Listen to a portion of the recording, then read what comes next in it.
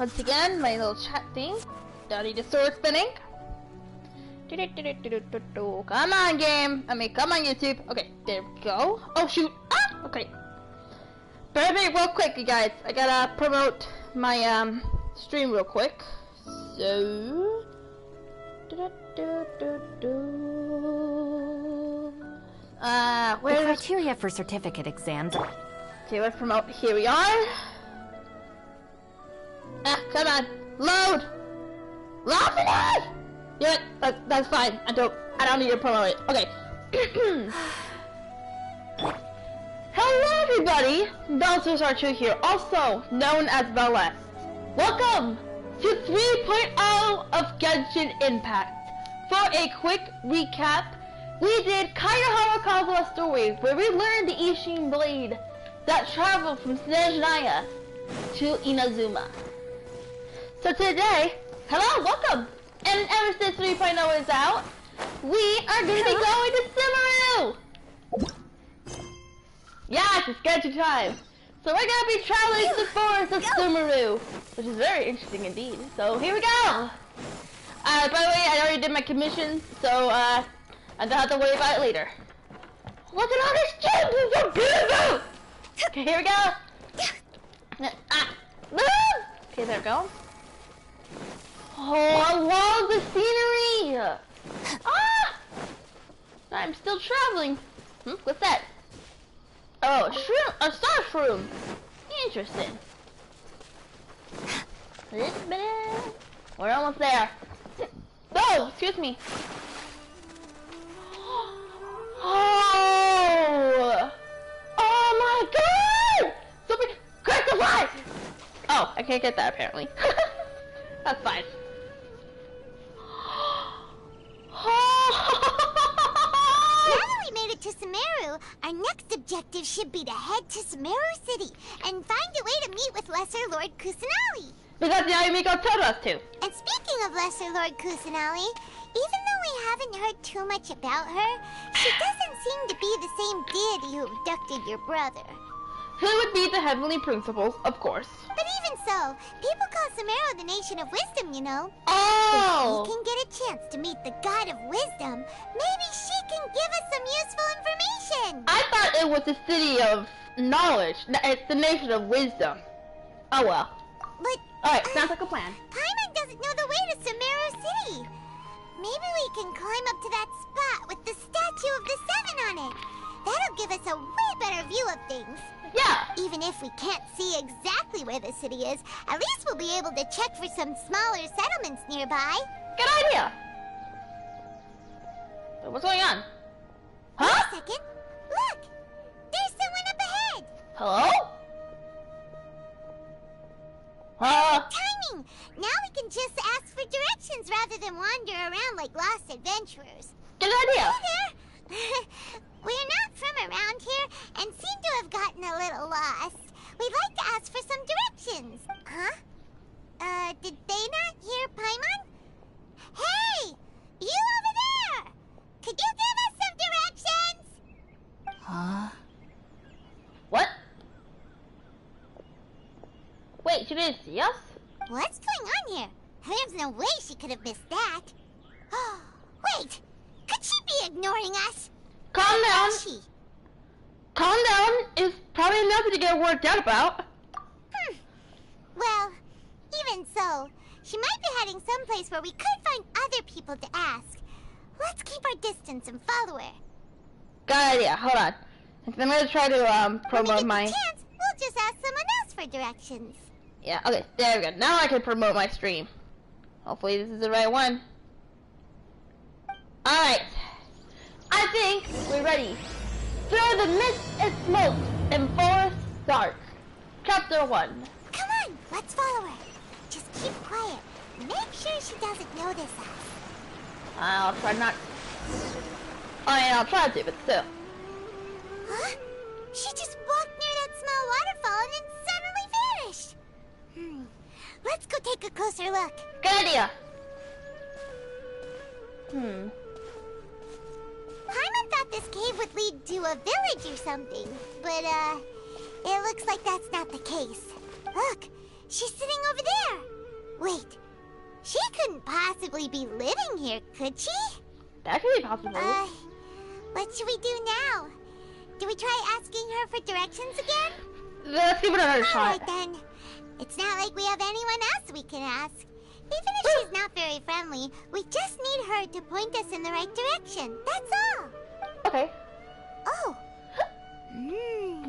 What a lovely smell. It's coming from that sensor over there. This is definitely not your typical place to call home, but at least it smells nice. It does. Maybe living here wouldn't be too bad after all.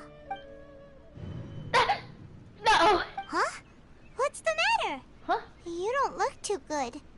The smell. It's something not right. What? Is the smell making you feel sick? Strange. Paimon doesn't feel anything. I've got to get out of here.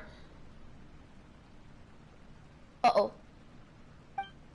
I think I'm gonna pass out. What's happening? Traveler? This is no time for a nap.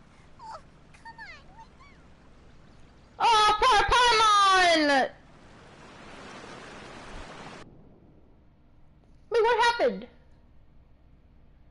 Hello? Anyone there?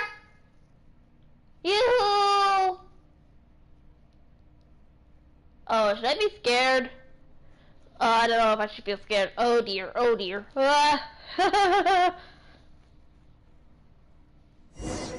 Wait, what happened? Follow the voice? What voice? Whoa, look at the tree! Ah, whoa, what's happening? Oh, cutscene? Already? Look at this. Whoa, oh god! Oh! What is going on? What was that? Whoa. What? Hello? So you're following the voice? Good idea. I should be scared, should I? Yoo-hoo! Anyone here? Hello, welcome! Where is one? Who's that?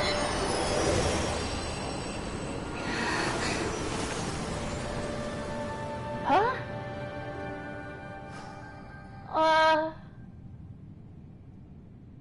Who said won't forget me? That's weird. That's really strange. I know that's part of the line in the promo, but still. Hello? Anyone home? I require assistance.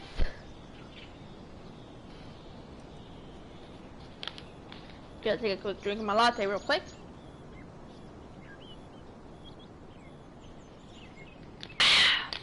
Really delicious during this time around. Oh, it's music! Oh, it's so beautiful. Are you sure it's not serious? The Traveler's been out for a long time now. Yes, you can relax. Believe me, Master is extremely knowledgeable. If he says that she's going to be alright, then there's absolutely nothing to worry about.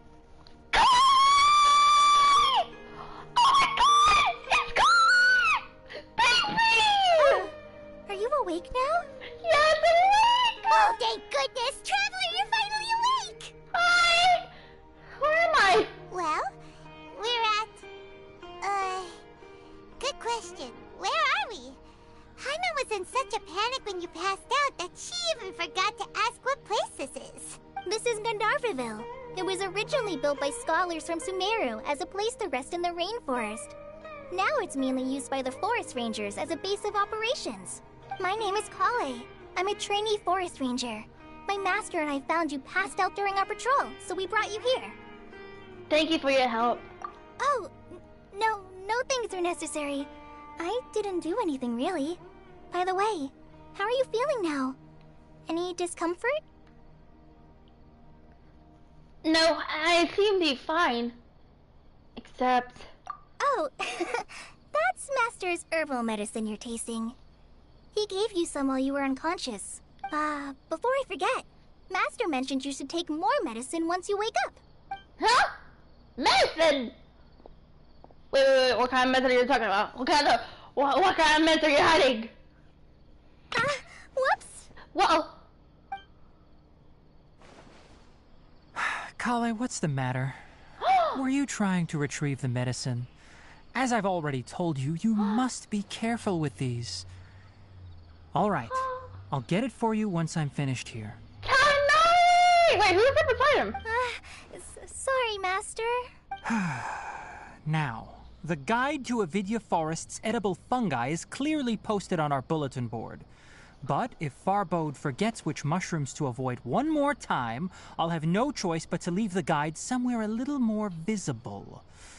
Like right smack on his forehead so others can remind him to be careful. Whoa. Right? This is the second time he's come down with food poisoning this month. I'll be sure to give him a good talking to. Yes, please do. If, on the off chance, Farbode simply enjoys having little imaginary fairies dance before his eyes, then we'll just let him be. But the next time he requires any of our medicine, be sure to charge him accordingly. Okay. Cool, well to design for her, by the way. Hi, Tarnari! How are you doing? So, how are you doing? Feeling better? Maybe. Oh, this is my master, Forest Watcher Tainari. He is chief officer over all the rangers here in Gandharvaville. Hi! I already informed Paimon about the reason you fell unconscious earlier. But now that you're awake, let me explain it for you as well. It is common practice for Sumeru scholars of certain darshans to dedicate themselves to training and meditation in isolated areas, particularly the nearby forests. While meditating, they use a certain incense known as spirit borneol to help calm their minds as they enter a state of deep rumination. Really? In hopes of asking directions, you two followed a scholar named Hypatia into her cave. The incense you smelled inside was the spirit borneol I just mentioned. That incense typically has no effect on most people, but for a very select few, it can have profound effects on one's cognition, as you experienced firsthand. Does that make sense? Yeah, that makes all sense. Very good. Now, answer me this. Did you feel anything after passing out? Say, any out-of-body experiences? Or did you see anything while unconscious? You describe what you saw while unconscious. Kale, let the others know to stop bringing their patrol logs here for now. Huh? Why? Because these two will be staying here for the next few days. They can have my room and I'll bunk with Amir. Now get a move on and be sure to do as I've said. Whoa. Yes, Master Tainari. Bye, Kale. Love you, my little girl. She needs to be protected at all costs. Wait, hold on a second. Can you tell us what's going on? Sure. Let me fill you in. I originally planned to send you on your way once you finished your medicine. However, it appears now that you should stay a while longer in Gandharvaville for further observation while you recuperate. Further observation? But we need to get to Silver City. No need to be hasty. As long as you have the capacity to judge between right and wrong, I promise that you'll understand the gravity of the situation once I explain everything to you. Based on what you saw after smelling the incense and losing consciousness, we can conclude that you experienced a powerful hallucination, which suggests your mental state is not in the best of shape. If you're skeptical, have a whiff of this. What? Oh, are you okay? You're experiencing a similar sensation as when you passed out, aren't you? So even though your condition is stable as of now, if I were to haphazardly let you leave, it's highly likely that you'd suddenly pass out again somewhere else. The rainforest is home to many fierce animals and hazardous areas. If something were to happen to you again, I'm afraid you might not be so lucky. For now, I suggest you continue taking your medicine each day and avoid wandering off on your own. At least until you stop having adverse reactions to this kind of smell, okay? Alright. Good. Now continue resting while I fire up another bowl of medicine for you. Okay. Thank you, Tainari. You're the best. Seriously? We just arrived in Sumeru and we're already having problems left and right! Paimon knows we're set on meeting Lesser Lord Kusanali as soon as possible, but you really don't look too good. It'd probably be best to let you recover first. Hey! Are you even listening to Paimon? Paimon's over here worrying about you, you know. I feel it's a little weird. What's weird? You mean how you're feeling now? Yeah, my body does feel a little weird, but what I mean is... You mean the vision of tree roots and red skies you saw? But if those weren't hallucinations, what could they be? I'm not sure. When I saw the vision, it felt as if I was standing deep underground. But the red sky, could it have been Conria? Well, considering how unique you are, Paimon trusts your judgment here. But why didn't you say anything about it to Tainari? If he misjudged your condition, then there's a chance you could get worse, right? I don't think that's the case. Huh? You mean that Tainari already knows that what you saw weren't hallucinations? But if that's the case, why would he try to hide that from us? Exactly! We need to get to the bottom of this. Oh, Paimon gets it now. That explains why you were so quiet earlier. Well, that settles it then. We'll stay here to rest up and figure out what's going on with your hallucinations. Alright. But it seems like asking Tainari might not be an option anymore. What do you think we should do? Let's start by having a chat with Kale. Good idea. Kale's pretty friendly. We can ask her tomorrow about what she knows regarding the Dendro Archon and customs in Sumeru. You get a night of rest. That sounds interesting. Rise and shine! Come on, it's time to go find Kale! Alright. Hold on. Pre-exquisite trust? I still gotta do the Archon quest. Okay, before I do the event. Kale! Where is she? Kale! My sweet child, where are you? Next, let's see your right hand. Yes, not bad. But please remember that you still need to be careful. Understand? Yes, I will. By the way, Master, I still haven't received the patrol route for today. Really? Look, Kale, today's patrol will be a long one, so you won't be coming along this time. Besides, there's a chance we may encounter... well, you understand. Encounter... But I have a vision too! Am I useless to everyone now? No! No, sweetheart! Don't say that you're useless! You are the best girl! You're the best girl in the world! You're Amber's best friend! Don't talk like that, Kale. This is not something you need to be worrying about right now. Ah, there you are. Feeling any better?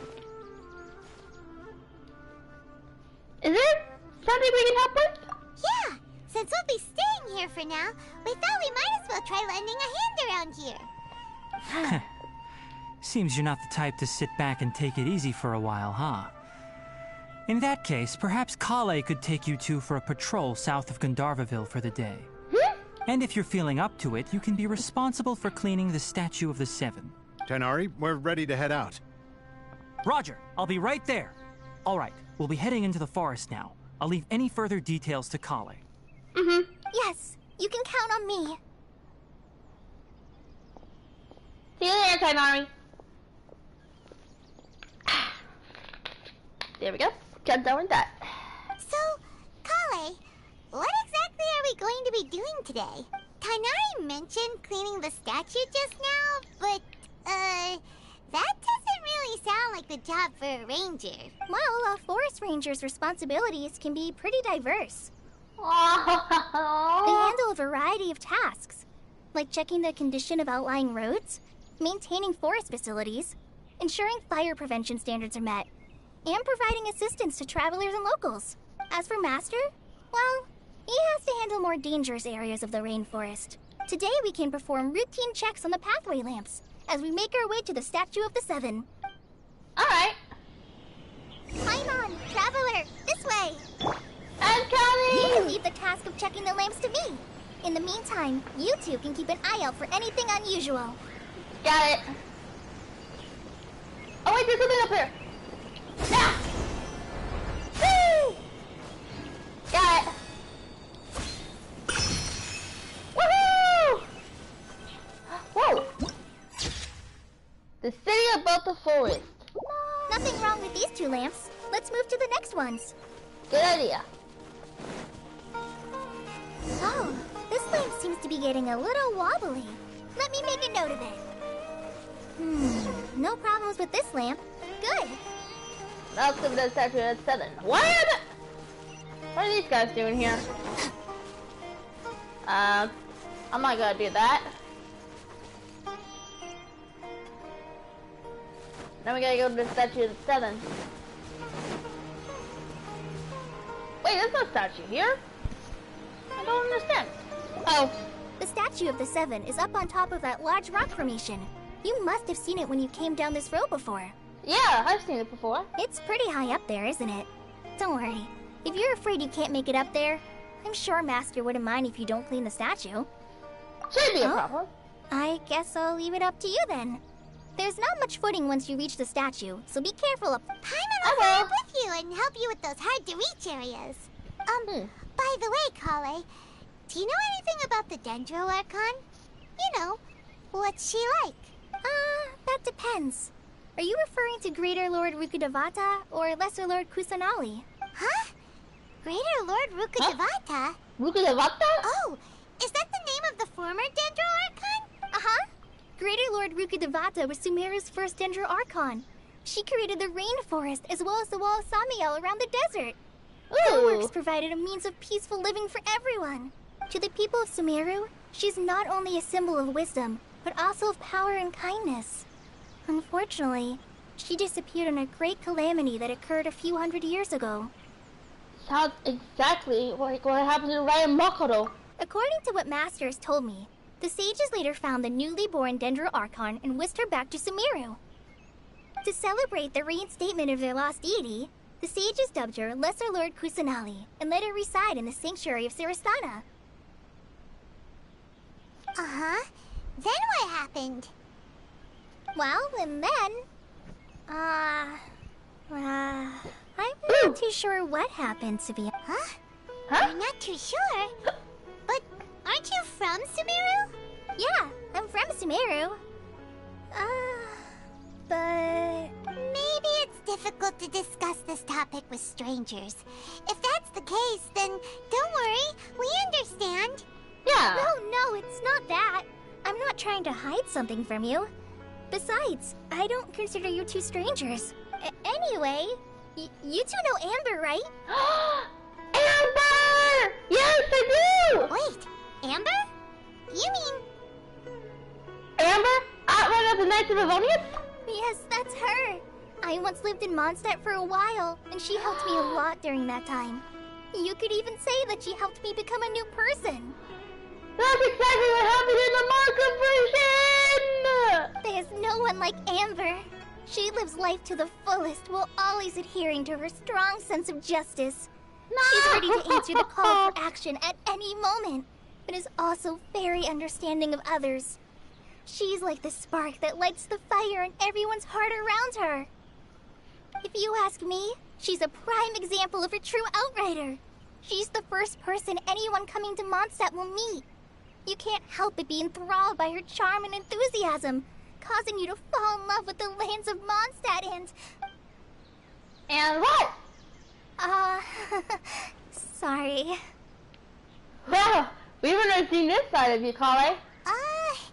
Paimon thought the work of Outriders was a little different from what you just described, but one thing's for sure. You really like Amber.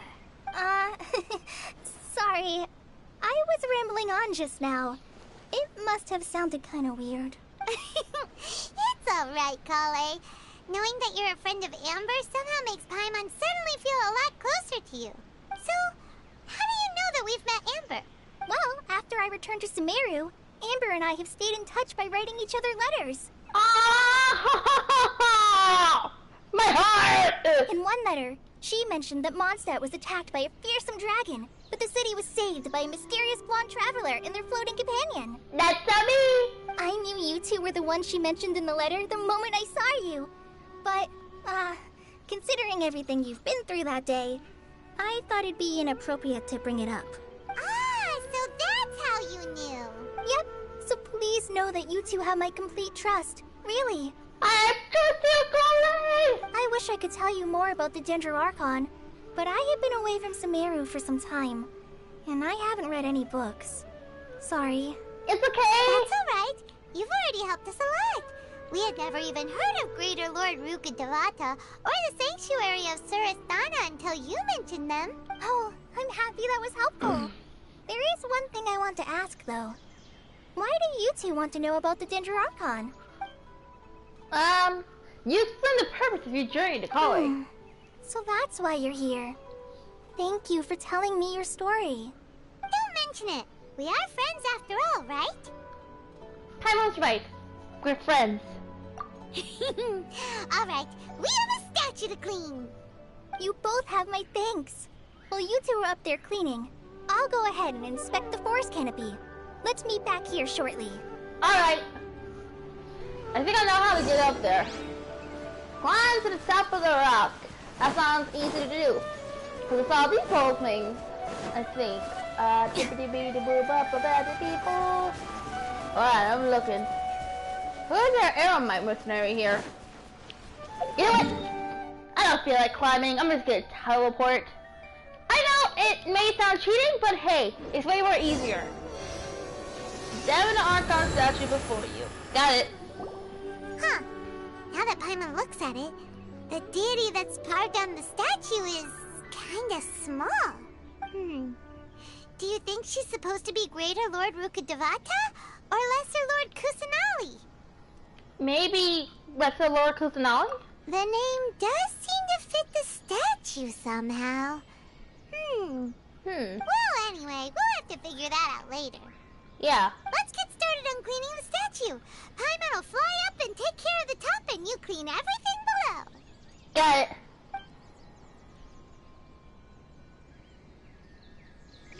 Alright, running ammo. Nice work. That's one clean statue. Let's head down and meet up with Kale. Yahoo! There we go. Kale! There you are! Hi, Kale! Kale, Nice to we're meet you. back. Hello! Let me go! Welcome back. You must be tired after all that climbing. Let's take a little break. I brought some fruit and water for us. I didn't actually climb. I just randomly teleported on top. Yay, food! What kind of goodies did you bring? Paimon, some restraint, please. Hey, don't be a party pooper. It's not like Kale is a stranger or anything. Besides, the best way to compliment a chef is to show passion for their food. Xiangling taught Paimon that. Oh yeah, I forgot I did a story quest back then. Really brings back memories. I prepared a nice portable dish that forest rangers like to eat called pita pockets. I hope you'll like them. Whoops! Uh-oh. No, you dropped it on the ground. Uh-oh. Not to worry. I wrapped a few layers of oiled paper around each pita. They should be fine. Yay. Oh, whew. Paimon nearly had a heart attack there. You enjoyed the pita together with Kale. Those pitas are amazing. You're quite the cook, Kale. Thank goodness you wrapped them in paper.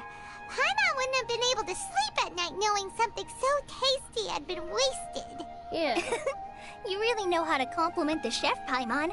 Yeah. Since you liked it so much, I'll be sure to give you a copy of the recipe sometime. I'll even include all my personal cooking pointers, so you'll be making your own pita pockets in no time. Yay! Thanks, Kale. It's hard to believe someone as diligent as you could have clumsy moments too. Oh, I guess it happens from time to time. So, Kale, don't you think that Tighnari's a little too strict with you? He won't let you touch anything without his permission. Paimon knocks stuff over all the time flying around the Traveler, but she's never said anything. Everyone has their clumsy moments. Yeah. No, you've got the wrong idea about Master. Sure, he may seem a bit harsh at first, but with some time, you'll see that he's actually very kind-hearted. I've heard the veteran rangers say that Master is from some ancient and mysterious race that is known for their cunning wit and reclusive nature. Wow. Alright, so you guys, I need to put my phone to charge real quick. Because apparently my phone is at 25%, and I need it so that I can check the chat. Come on, chat. Come on, please. There. Okay. Wire, stay like that. Hopefully, but still. Oh, by the way, you've heard of the Academia, right? Well, there's a group called,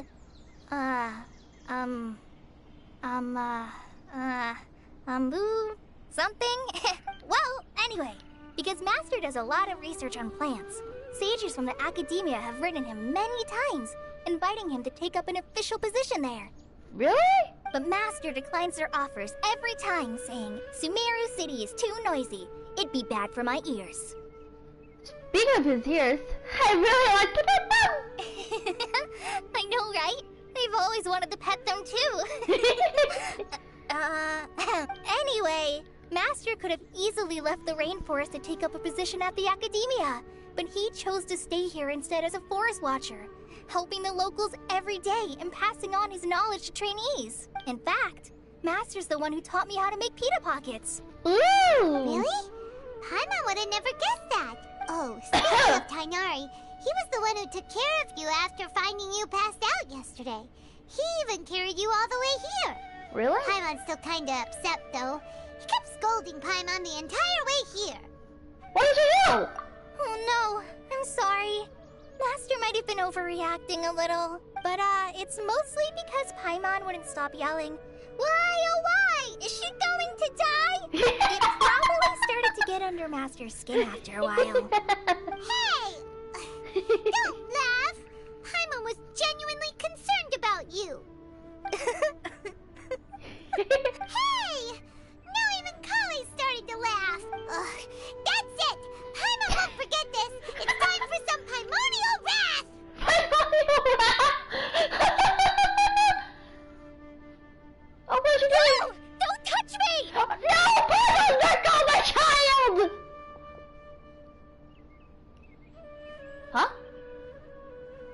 Oh, sorry, Kale. Paimon didn't mean to scare you. No, I just... I didn't mean that. Kale, are you okay? What's the matter? Is she okay? No, I'm... I'm fine. I'm sorry. I must have startled you both reacting like that. Oh, well, it's getting late now. Let's hurry back to Gandharvaville. I think Master and the others should be back by now, too. Alright. Woo! Excuse me. What was up with Kale just now? And why is she in such a hurry all of a sudden? Look, she's practically running back. Paimon can't even see her now. Let's go head back. Return to Gandharvaville, whatever that word was. Wait, was that the traveling merchant? Nah, oh well. Ah, Traveler. You've returned. Hi. Yep, we're back. Have you seen Kale by any chance? Oh, Kale? Yes. I saw her go into her room just a moment ago. Oh, okay. Guess we'll just have to wait and talk to her tomorrow then. Yeah, that sounds like a good idea. Wait till 8 a.m. Oh, what's this? Whoa! Jesus, what? I'm gonna go ahead and go back here. Knock knock. What the heck? Oh, I don't know how to say that. It's not like or something. Okay. Oh, dang it. 835.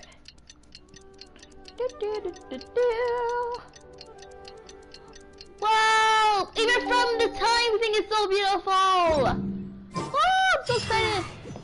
Paimon was thinking all night about what happened with Kale, and still can't figure out what the problem might be. Maybe she's in a better mood now. Let's go check on her. Yeah, hold on a second. You see the event is ready for me now. Ah, man. Chronic illness? Okay. Whee! Woohoo!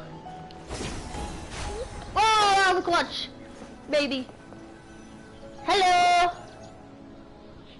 Ah, it's you two. I was just about to go look for you.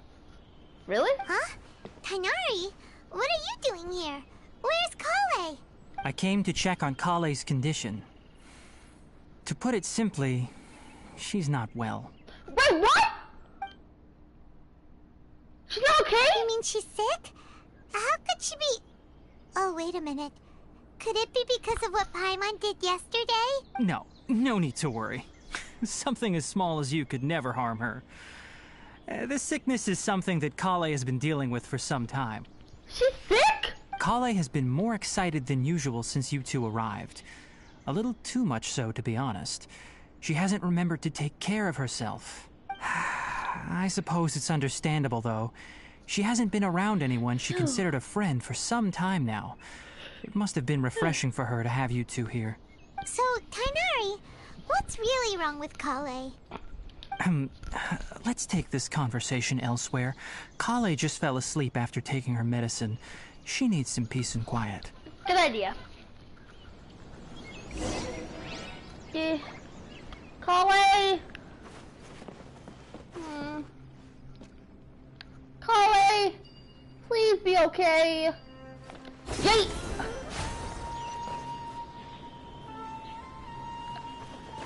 Woo! I'm getting a bit worried for Kale now. I hope she's okay.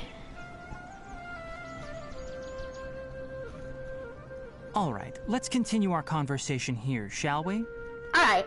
To be honest, I hadn't realized that you're that honorary knight from Mondstadt until Kale told me just now.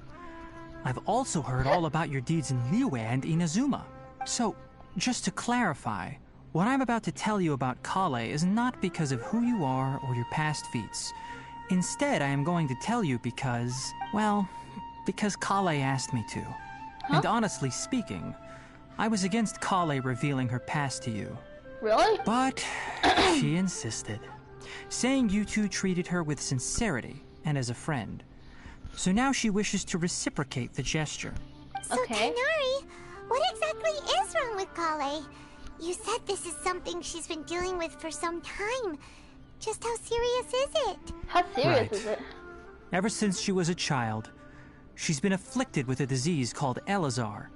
Oh, yeah! Because in the manga, she was experimented by a Fatui harbinger named Dottore. I completely forgot about that. Elazar? Yes, it's a disease unique to the lands of Sumeru.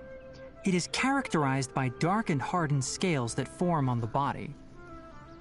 At first, the afflicted may only feel mild numbness on the affected area of the skin. Oh, shoot. However, as the disease progresses, one may begin feeling fatigued and even experience peripheral paresthesia.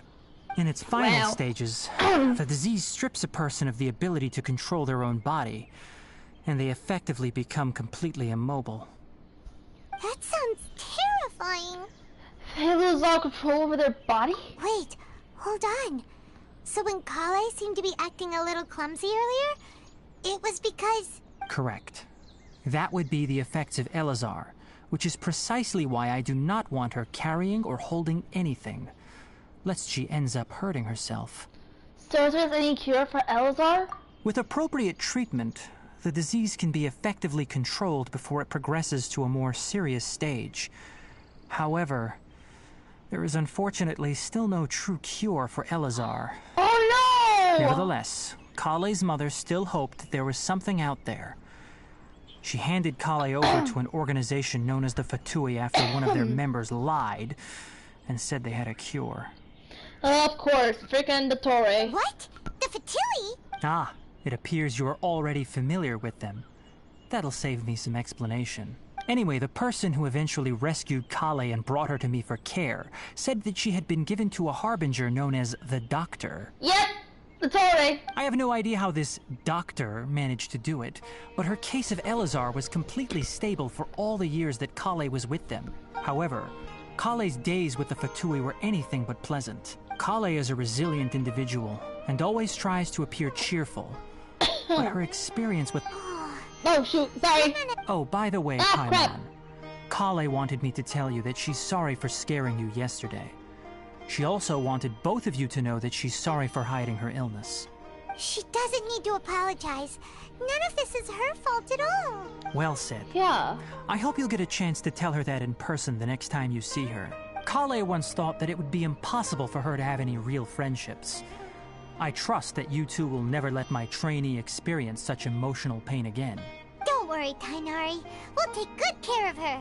How's Kale's condition now? Well, it's not too serious at this point. She overexerted herself the last couple of days, which is what led to her breakdown this time. As long as she has taken her medicine and gets plenty of rest, she should get better. Though, I must admit that Kale's condition was much more stable when she first arrived here in Gandharvaville. She was interested in the work of the forest rangers the moment she saw us. I could see that she was serious about learning, so I felt compelled to ask her to join us. Her stamina has gotten much worse recently. Though a moderate amount of physical exercise is always necessary, I'm afraid the long-distance patrols are a little too much for her now. Really? All right. Now that I've told you about Kale's past, I think I'll head into the rainforest to find some ingredients needed for her medicine. I'll see you two later. Wait. Can we come along? Yeah, we'd like to do something to help Kale too. All right, but I must warn you two. The rainforest is a dangerous place, especially for someone who's still recovering like the Traveler.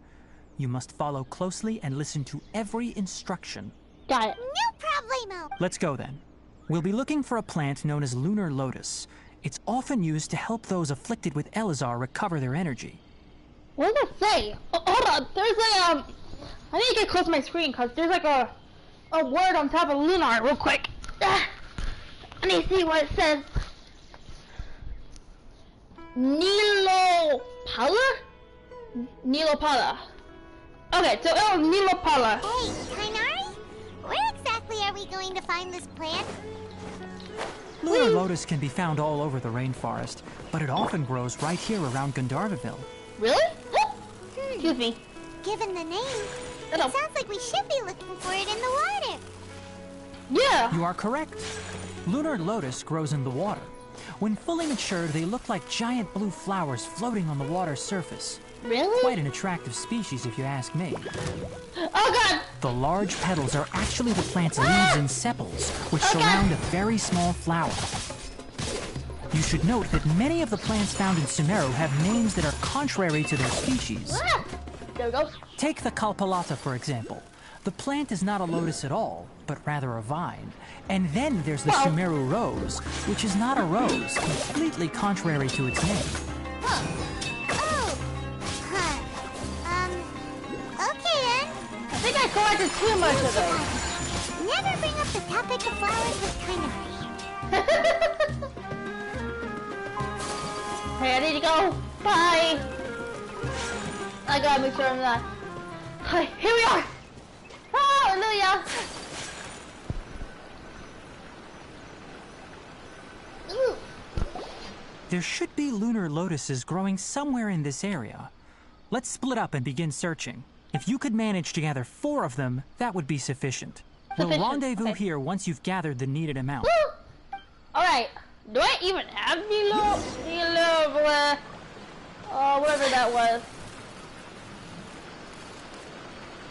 Here it is. I need one more. So where's the... Aha! Found the other one. Alright, we've gathered enough lunar lotuses. Let's head back to meet Tainari. Hold on, I'm not done yet. I'm still collecting. Let's go over here. Oh, shoot!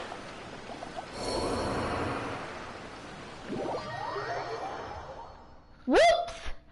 No, it's not supposed to happen. That wasn't intentional. Hey, Tainari! We found the lotuses you requested. Let me take a look. good, very good. These are all excellent quality. Really? I'm quite glad you two came along. Your exploration experience helped save me a lot of time here. It seems we even have enough time to stock up on some other things I need. Hey, Tighnari! Huh? Amir? Oh, Tighnari, someone's calling your name. They're dressed like a forest ranger. Ah yes, that's Amir and the others. But didn't they just set off not too long ago? What are they doing back so early? Let's go find out what's going on. Good idea. Oh, hey, here's the mission. Guys, wait, is he purple? Let me go see the banners real quick. Let me go see the banners. Oh, who's this? Vampire money. Huh, must be a console I mean. So it's Tighnari and Zhongli. From what I know at Phase 2, I think it would be Sangnomi, Kokomi, and Ganyu. I'm not going to be using my wishes for Tighnari, because I know that in 3.1, he might be a character on the standard, that's not a standard banner, the standard banner. So, as far as his wishes I'm saving up for, I'm saving it for Kokomi. Speaking of wishes, how much do I have? First, wow, that is probably a lot. Okay, let's see my achievements real quick. Ooh! Oh, I love this. Huh. Woohoo! I got gems! Yeah! Okay, let's talk to Amir! Amir! What's going on?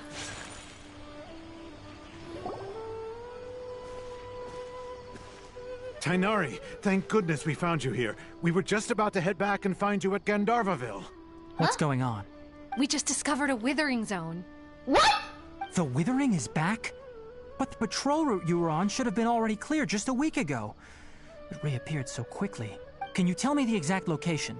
It's up ahead, deep in the river valley. It's appeared in a spot that blocks nearly the entire narrow part of the valley area, so we decided to come find you as quickly as possible. And the radius of the contamination?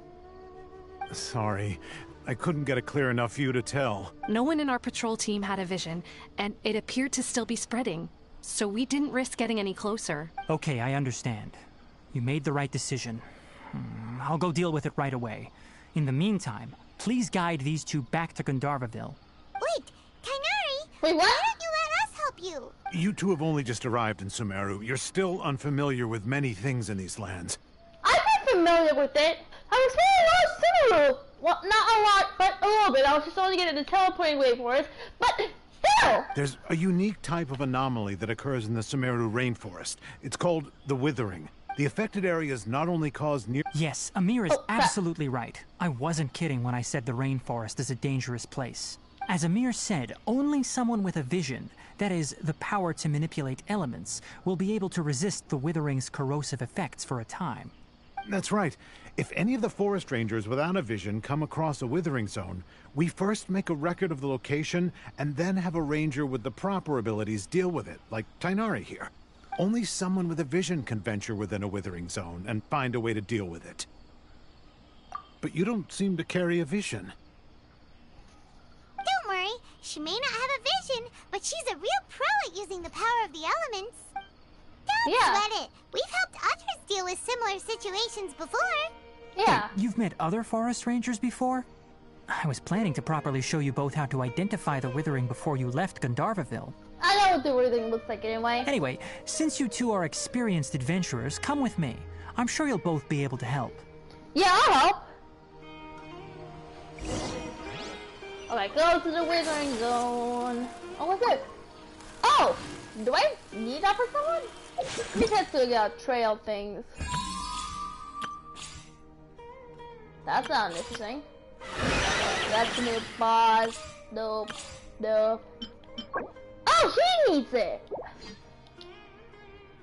Well, like I said, I'm not gonna be wishing for him because he'll be out in the standard banner, so that must be it. I'm going to assume. Hey, look! That gloomy area over there looks like a Withering Zone. Even though Paimon's seen one before, it's still kinda scary. All right, Traveler. We're about to enter the Withering Zone. Since you already have experience dealing with these things, you should already know what to do. Yeah, But please remember, don't push yourself. If at any point it becomes too much, return outside the zone and take a breather. It could become a matter of life and death. Yeah, I'll be fine. You ready then? Let's go. Yeah, let's go. Whew. First, we must locate any branches sustaining the Withering Zone.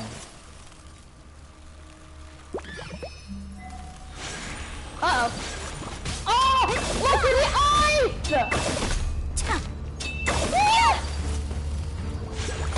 Take flight! Collect Untitled. I know what I'm exactly doing. I did this type with it before.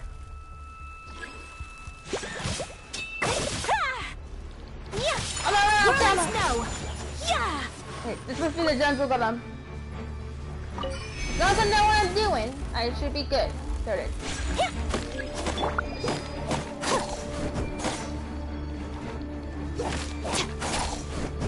Poison up. Wait, do I need amber? My apologies. What I'm gonna do is I'll get amber out. Oh, ow! What was that? Did I do something? Hold on, I'm gonna get amber out just in case. Amber! I need help. Where is she? Where is she? Wait, I gotta see her build real quick. Is it good? 61.3, 196, Skyward. Alright. Nope. Alright, we're good. Amber! Rider Amber, reporting. Good job. Okay. Let's restock. And there we go. We got one. One more to go. Great work. Now that all the branches have been cleared, we'll need to take care of the tumor. Tumor, got it. Uh-oh.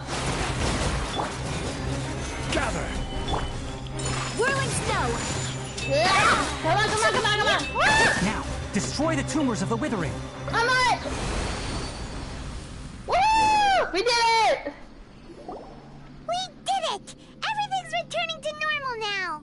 Yes, thanks to you two. We were able to quickly restore this area back to normal. Tighnari?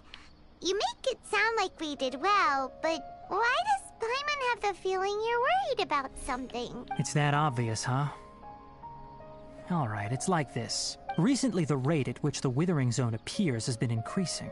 Really? Even though we were able to quickly clear that Withering Zone, it won't be long before another one appears. If that simply meant more work for me, then that wouldn't be an issue. But it's far more severe than that. The Withering is leaving lasting effects on the rainforest itself. For instance, even though we cleared out the Withering Zone, many of the plants that were affected will not recover. Really? This presents a crisis for the ecosystem itself. And most disturbingly, as the appearances of Withering Zones have started to increase, Kale's case of Elazar has also become more serious. Uh-oh. Huh? Well, why's that? I'm still not sure of the exact reason. However, I've received word from acquaintances at the academia that similar cases are being reported for patients with other conditions. Is there no way to permanently get rid of the Withering? No, none that we know of. The Withering has been recorded in Sumeru for millennia. It's said that it originates from the depths of the world. By the way, have you heard of Irminsul before? No, I haven't. Irminsul is a tree located deep beneath the surface. Although it isn't like any tree we know in a biological sense. You can basically think of it as a large tree that grows downwards rather than upwards. I'm sure you've heard of ley lines, right? Yeah. They're like the roots of Irminsul, spreading and extending from a massive cavern deep underground all the way up to the surface. Spreading and extending. A massive cavern. Sounds a lot like when I lost consciousness in the cave. Ley lines continually absorb the memories of this world, which are then funneled into Irminsul, allowing it to collect knowledge and wisdom from ancient times to present day. The Dendro Archon is known as the God of Wisdom because her consciousness is directly connected to it.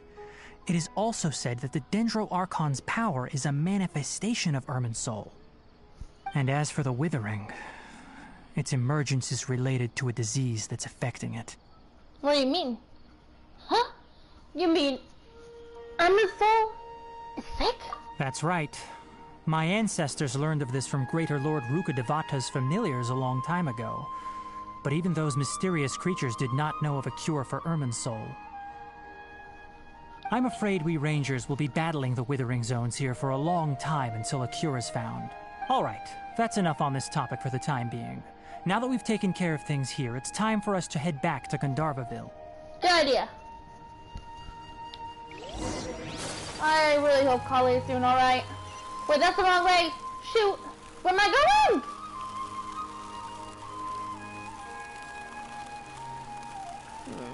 Maybe if I follow the lake, it'll take me back. Whoa, wait. Nope, bad idea. I just realized. Take flight! Whoa! Ah! Run away! Ah! Bouncy boy! Why is it not doing anything? Let me bounce! What the heck? What am I doing wrong? Whee! Not so much fun. I gotta test something out real quick. I've seen those things somewhere, and I have a Dendro Traveler, so I want to see if... This world is full of unsolved mysteries. I know it is. Alright, so let's do this. Oh, so that's how! That makes a lot more sense. Huh? Woo!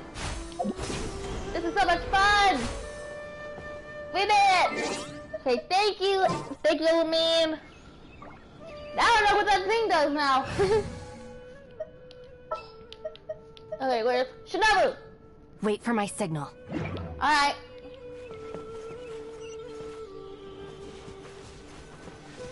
There we go. Phew. Oh, Tighnari, you all made it back. How did it go? The Withering Zone you reported has been taken care of. No need to worry. Huh. Wait, is that? What's that? It's a Takan! Oh no, Hypatia! Hypatia? Oh, what's going on? What's wrong, Tighnari? What's going on? This Duskbird is Hypatia's designated courier for urgent news. You do remember her, don't you? She's the scholar you and Paimon were following when you first arrived in Sumeru. Oh, her? How could we forget? So did something happen? Did something happen? Let me see what's written in the letter first.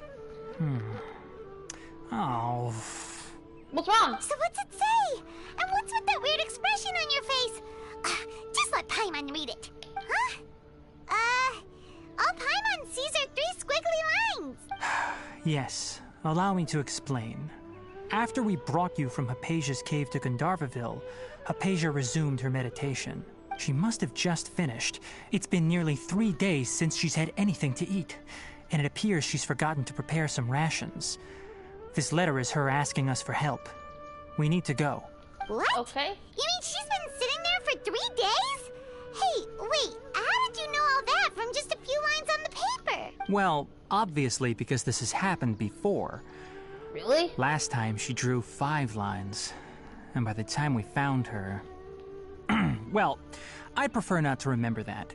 Needless to say, Hypatia's been through worse, but we should still get to her as quickly as possible. I've got some emergency rations set aside for times like these. Paimon, Traveler, could you two bring these to her? Yeah. Wait, you want us to bring her the rations?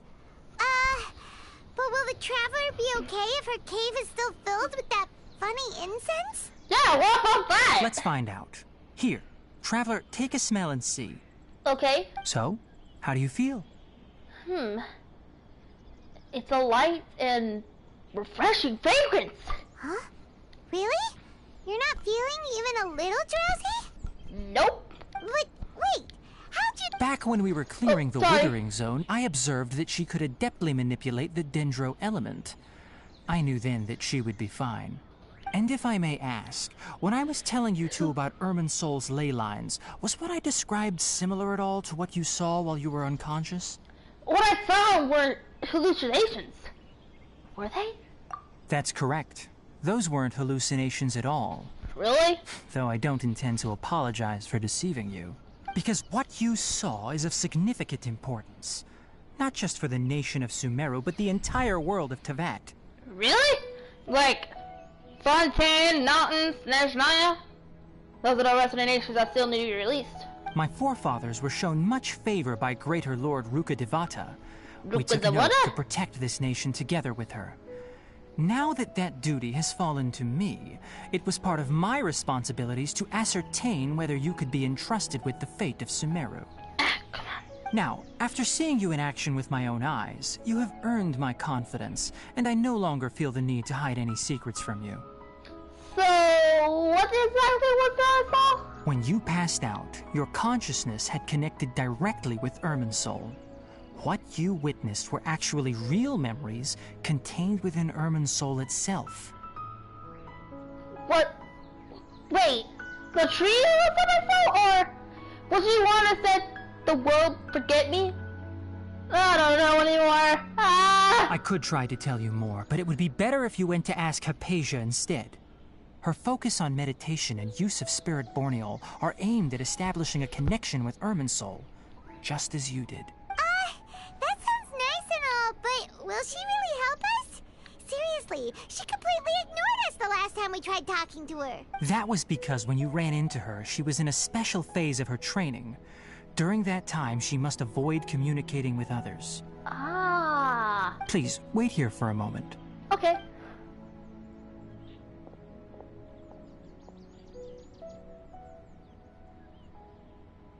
I'll wait. Why is the bird looking at me funny? What? Hello?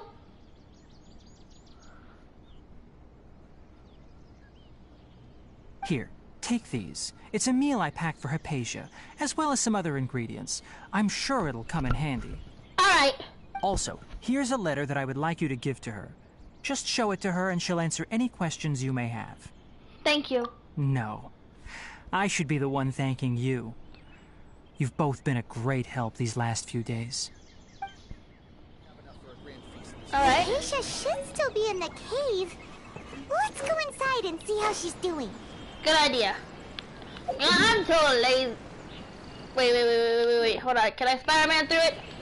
Yay! Oh, man, I thought... Woo!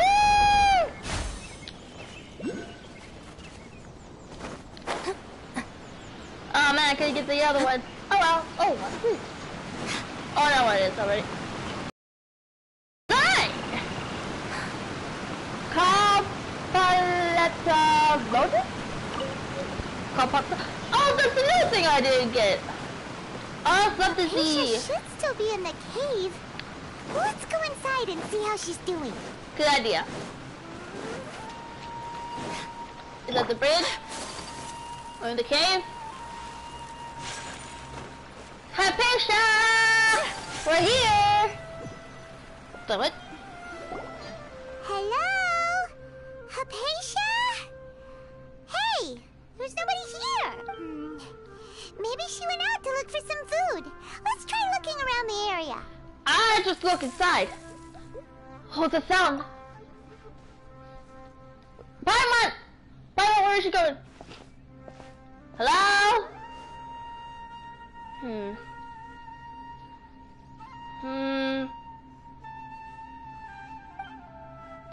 It's Hypatia! Is she okay?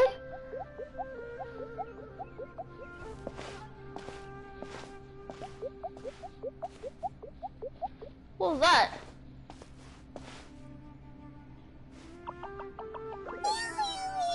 What? Ah!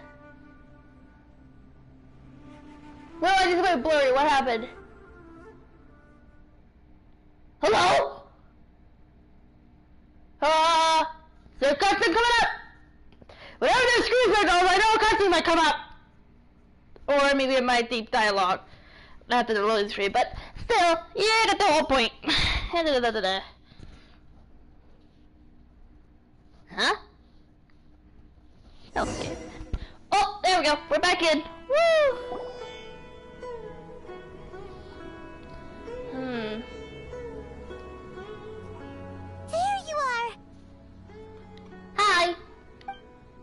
Akasha, are you alright? So hungry. Eat water. She looks famished. There's no way we can get her to eat in her current condition. Let's try finding some water first. Huh? Wait. Why does it look super foggy outside all of a sudden? Wait, why does it look foggy? Go through the mist? Hello? Huh? How'd things out here end up looking like this? What the? What happened? And where are we? There must be a logical explanation for all this. Really? Oh, maybe you're right. Let's go investigate the area. Alright.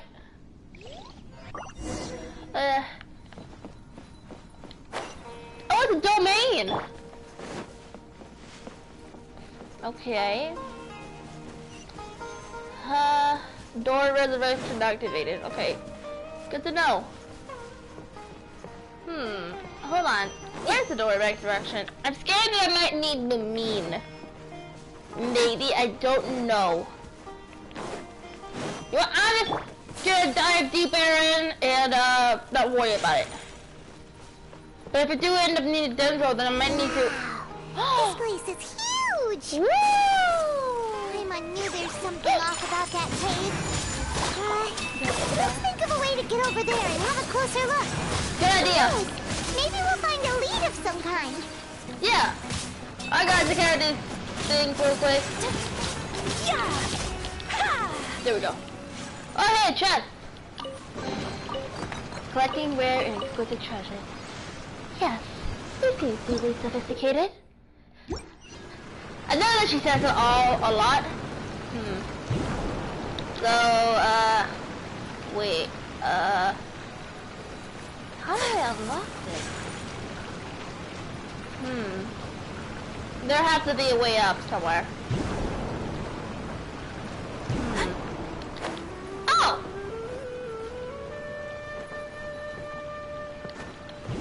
Whee! We got up. Okay, maybe. Don't need any help! Never mind. We did it. Hello? Oh, wait, what? What's going on? The quaint room? What the? Are we in Inazuma? Wait! Huh? What happened just now? Why'd everything around us suddenly change? Why are we in Inazuma? Wait, is everybody kind of rocky here? Whoa! Oh god! What's going on? Oh no! Ah! I'm scared! Ah! What the? What was that? Did I pick up? Oh my god!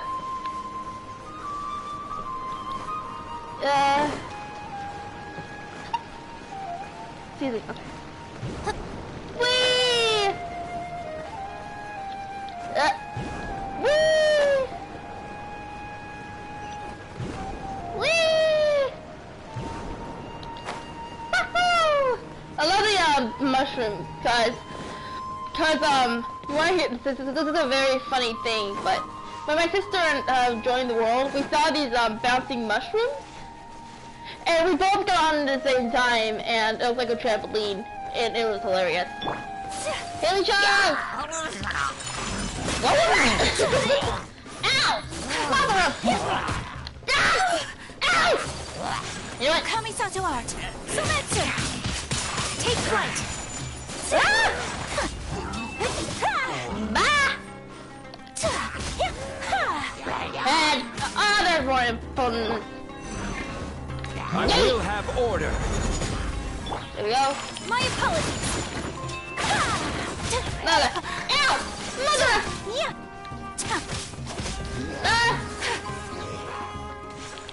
Whirling Come on, beat it! Woo! I think. Get out of and I've been swimming for an hour. Ooh!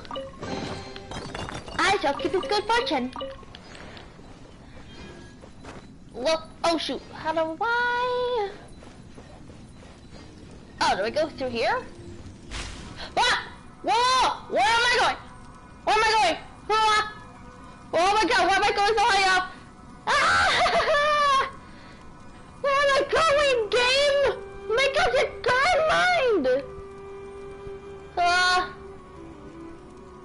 Oh, what the what? Whee! Door resurrection? What the? So how do we get up there? Hold on. Oh god, I may not make it. Hold on. Wait.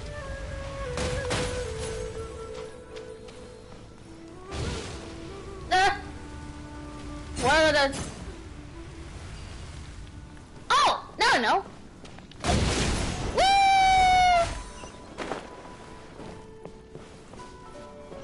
Hello? There we go. Woohoo! Up! Oh! Stand with me.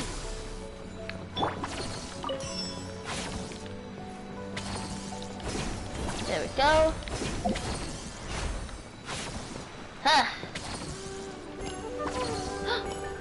Oh. Activate! Oh, this place is scary. Ah! Where am I going now? Oh god! Where am I going now? Oh no! Oh no! Oh no! Investigate the courtyard? Courtyard? What in Tibet is going on here? This place is getting weirder by the minute. It is very weird. Hey, what's the matter? You don't look so good. Sis? Wait. Investigate.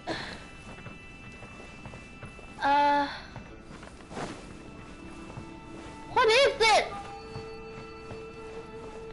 This?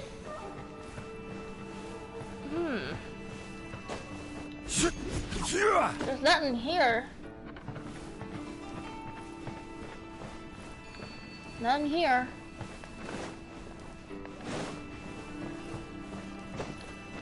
Can I go over it? Rise! Let me go see. Come on! Thank you. That's an invisible barrier. Down the corridor? So, wait. I should probably use the elemental sense here.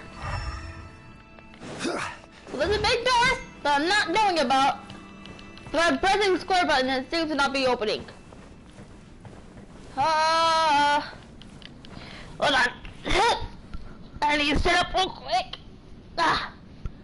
What is that is going on here? Whoa. There we go.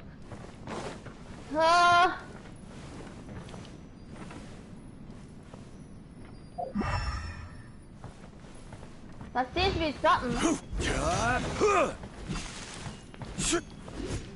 I thought there was something here. What do I do with this? Oh! Now I know!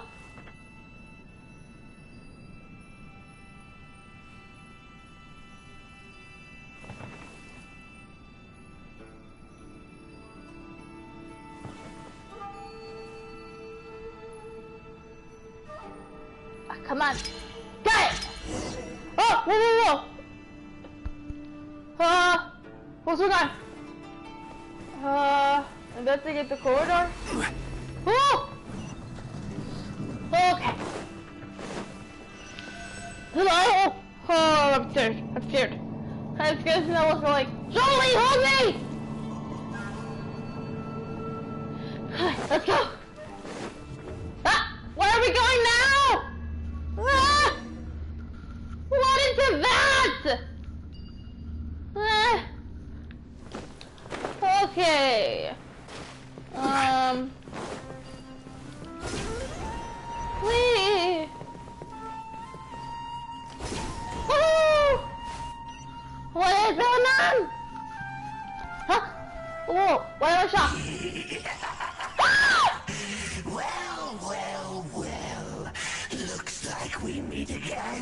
traveler. It's the Abyss Order! The Abyss Herald! What are you planning to do in this strange place? Strange place. Plotting. You needn't worry about such things. They don't concern you. I don't know where this is gonna go. Defeat the Abyss Herald. Bow before the abyss. No! This will be over in the snap. Higher, higher, pants on fire! See what I tell ya? Take flight!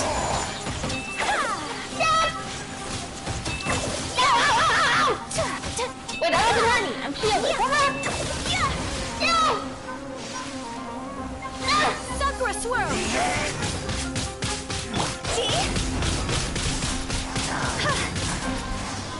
Wait, why are you... Wait, his thing isn't going down. Whirling snow! What's going on? Stop! What's going on? Huh?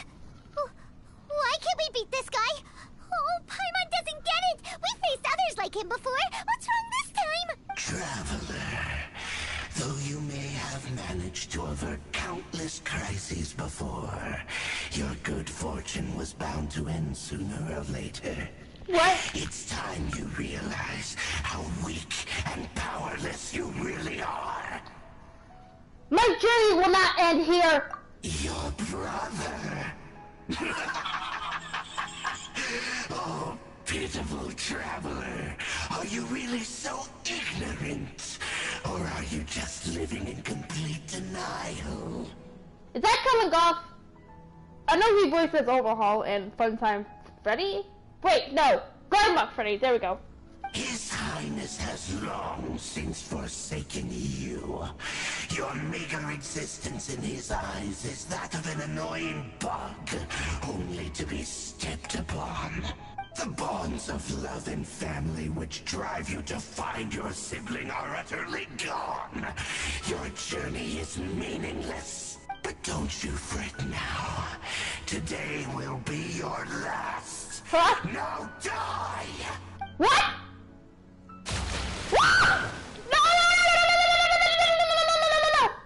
What did I do? What did I do? Barbie, don't tell me! Ah! I'm so scared.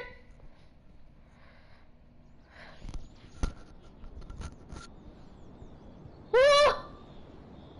What is it that is going on? I'm so scared.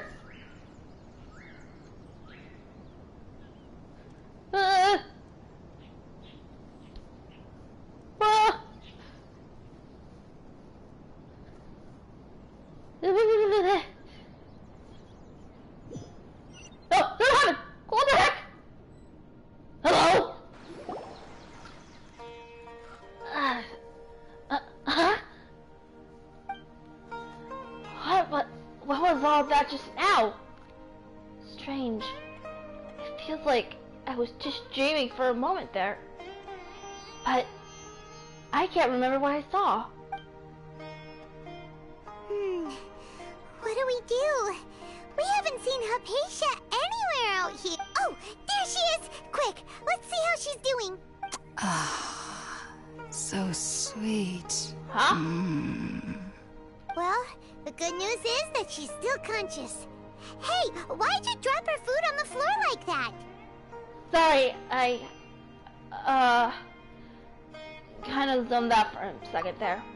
Are you okay? That's really not like you. Anyways, we can talk about this later. We better make sure she's alright first. Good idea. Hypatia! You okay? Wait a sec. Look at all this fruit lying around her. We can put that to good use. Really? What are we gonna cook it with? Some water and juice. Okay. Who is there? Tainari, is that you? Hi! Hello? Huh? It's okay. You can relax, Hypatia. Tainari sent us here to bring you some food and water. Here, we have a letter that he asked us to give you. You gave Hypatia the ladder from Tighnari.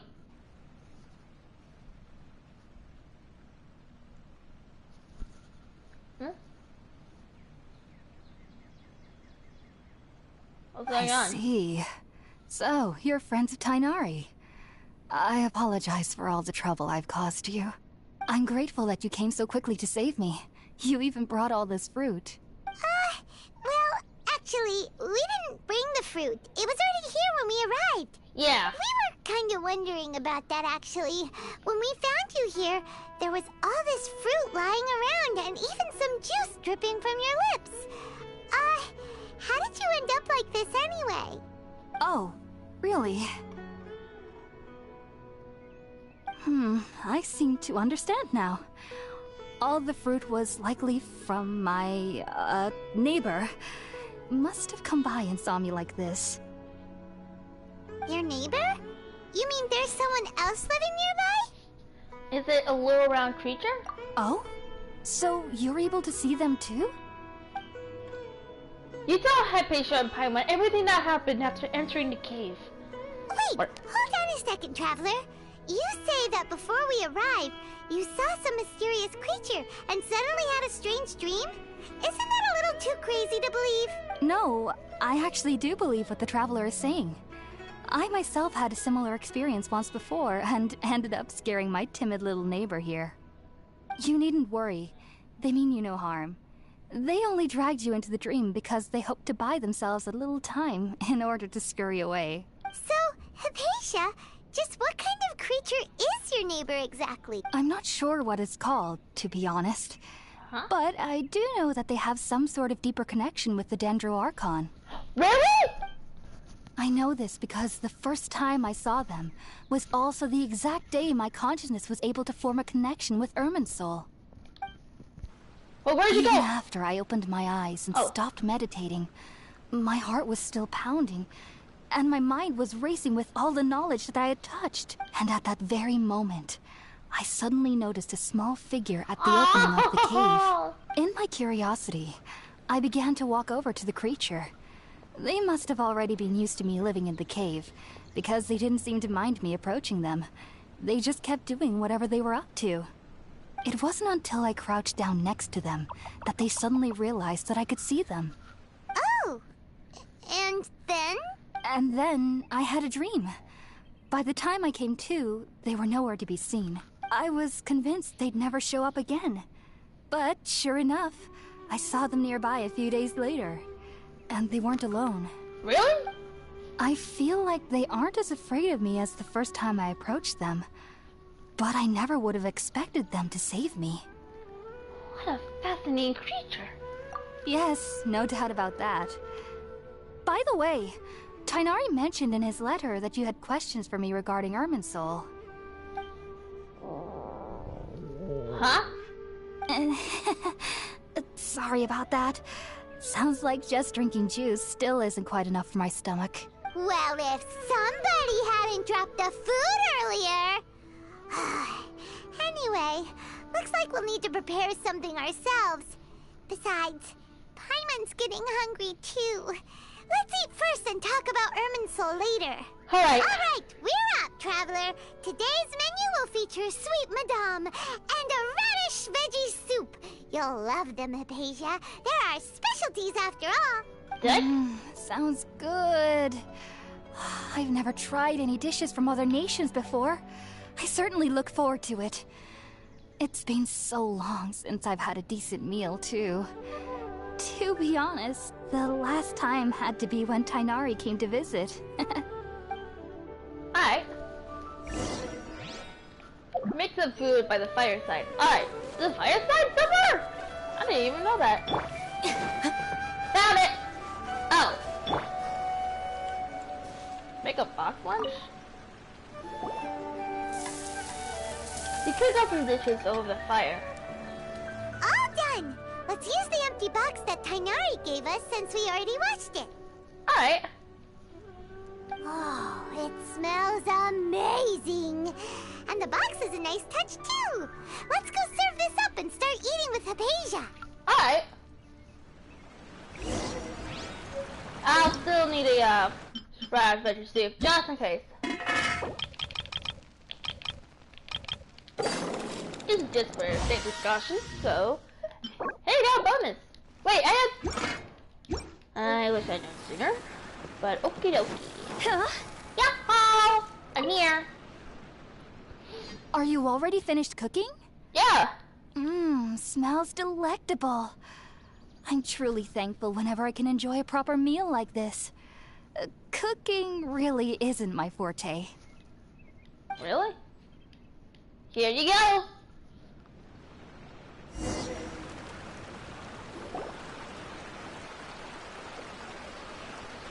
After a delicious meal ago, you tell hypothesis and after connecting with Even though Emerald. everything you mentioned was in Tighnari's letter, it's still hard to believe you were able to connect with Irminsul immediately after smelling Spiritborn eel for the first time. It took me nearly 3 years before I could do so. And everyone at the Academia even lauded me as a genius. You should know that some researchers spend their entire lives without ever successfully connecting with Irminsul as you have. Really? So why does this incense allow people to connect to Irminsul? The ingredients used to make Spiritborn eel primarily consist of plants created by Greater Lord Rukkhadevata. These special ingredients are conducive to heightening our senses to the Dendro Archon's power. Since the root of the Dendro Archon's power lies within Irminsul, we can occasionally tap into her powers to peer into the depths of the earth. I think I understand. Naturally. Anyone who can establish a connection with Irminsul in their first ever attempt must be a person of great understanding. Makes sense. But Paimon's got a question. Why was she sensitive to the smell of those plants for such a long time? That was primarily due to her body's unique constitution. Stimulated by the incense, she could perceive the Dendro Archon's power and experience the sensory overload, hence the adverse reactions. Taking in any scent similar to the ingredients of Spiritborn eel would cause adverse effects. Not to worry, though. It appears you've already fully recovered. Yeah. Technically, your body should still be sensitive to the powers of the Dendro Archon. Really? But unless you're using intentional meditation techniques, the scent of Spiritborn eel should no longer trigger such reactions. Whew. Well, that's a relief. I must admit, I am quite envious of your abilities. Huh? Even if it meant suffering from pounding headaches for the rest of my life, I'd consider it worthwhile so long as I could connect with Irminsul at will. Whoa. You're really serious about this whole thing, aren't you? I am a researcher after all. Really? As a member of the Ritawas Darshan at the Academia, No. my main area of research is the stars and their connection to the fate of living beings. But there is still so much we don't know, especially regarding the mysteries that lie in the starry skies. Which is why I must turn to the all-knowing Irminsul for answers. If only my perception wasn't so limited. Unfortunately, I cannot guarantee that my every attempt to attune with Irminsul will be successful, or that doing so will leave my consciousness intact. I am currently in the stage of training known as Satyavada life. Many researchers in Sumeru have lost their minds while seeking to attune with Irminsul during this stage. Really? Sages have said that Irminsul contains divine knowledge, and touching such knowledge without the proper preparations and abilities will only lead to one's mind caving in on itself. That's why we meditate alone. We need to ensure that our minds will be calm while minimizing the possibility of involving anyone else. Whoa. So knowledge from Irminsul can be super dangerous. Aren't you afraid of the risks, Hypatia? Of course I do. Especially during nights that are pitch black with no moonlight, and dead silent without even the sound of insects. However, I've been feeling better as of late. I don't get as scared anymore knowing that I have a little neighbor living nearby. I believe that being able to see them is a sort of blessing from the Dendro Archon. But what's strangest of all is that they're clearly an envoy of the God of Wisdom herself. And they have the curious power to make people dream. What's so strange about that? It doesn't sound so out of place for a divine being, does it? Well, it's strange because nearly nobody in Sumeru can ever dream. Wait, so how come I was able to dream? Or how was Kali able to dream? During her trailer? Huh. No. Is that true? Not trailer. I mean, during the Winter Night's Lazo. Yes, well, to an extent. Only children can dream in Sumeru. Adults, however, never do. The sages say that wisdom implies rationality, but that which occurs in dreams is often neither rational nor logical. The reality of the dream I saw from Aranara. Yes, if one struggles with anxieties, those emotions could influence their dreams. The fact that the people of Sumeru do not have dreams is seen as a blessing by the sages. They believe that Greater Lord Rukkhadevata, the god of wisdom, is keeping us away from the foolish delusions you encounter in your sleep. Dang. I was born into a rough. family of scholars in Sumeru City. Ever since I was a child, my parents would always tell me that I'll know I've grown up once I stop dreaming. I studied hard, enrolled as a student in the academia, and went on to become a researcher. Ooh. Sure enough, I never dreamed again. Aww. But then, on the day I scared the little Aranara, I suddenly saw a dream again. It was incredible. Though I don't exactly remember what I saw, I clearly recall the feeling. I suddenly felt like I was a child again. Really? Back then, I was foolish and ignorant as any youth would be. But I was free of fear. Maybe dreaming isn't as bad as we've made it out to be. Just be sure not to speak of this if you travel to Sumeru City. They'll look at you as if you've lost your mind. Got it. So, do you have any thoughts about the things she saw when she connected with Irminsul? Sorry. I'm afraid I don't have any answers as of now. All I can say is that what you saw is a memory contained within Irminsul itself. World forget me. What could that possibly mean? So it was Irminsul that said that! If only I could ascend past Satyavada life and begin Paripurna life. I might have some more answers for you. What did you say? If you two are ever in the area again, please be sure to come and see me. Thank you, Hypatia. There's no need to be thanking me. You two are my saviors. Besides, I'm already looking forward to tasting some more of your cooking. You can sing a tag before settling down for a good night's rest. Now that we know Hypatia is alright and had the chance to ask her some questions, Paimon thinks it's about time to head back to Gandharvaville. Yeah, good idea. To Gandharvaville, or whatever. Before I do, let me see if I... Okay, my flour is good. So my flour. No sugar. Let me see if I can make some more, Oh! Oh, excuse me. Apparently I can. I can make about 50.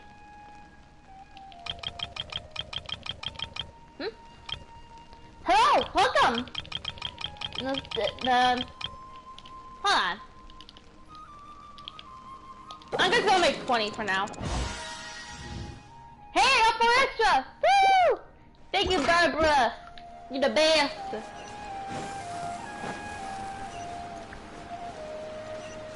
Look, there's a warp clip? I may have to do that later.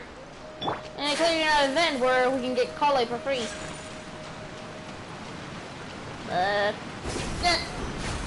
Whee!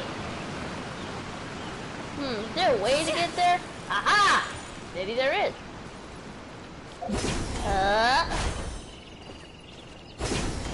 Whee!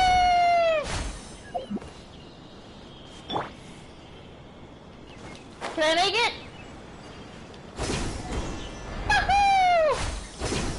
Whee! Can we do that again? That was so much fun. Is Kale doing okay? Kale!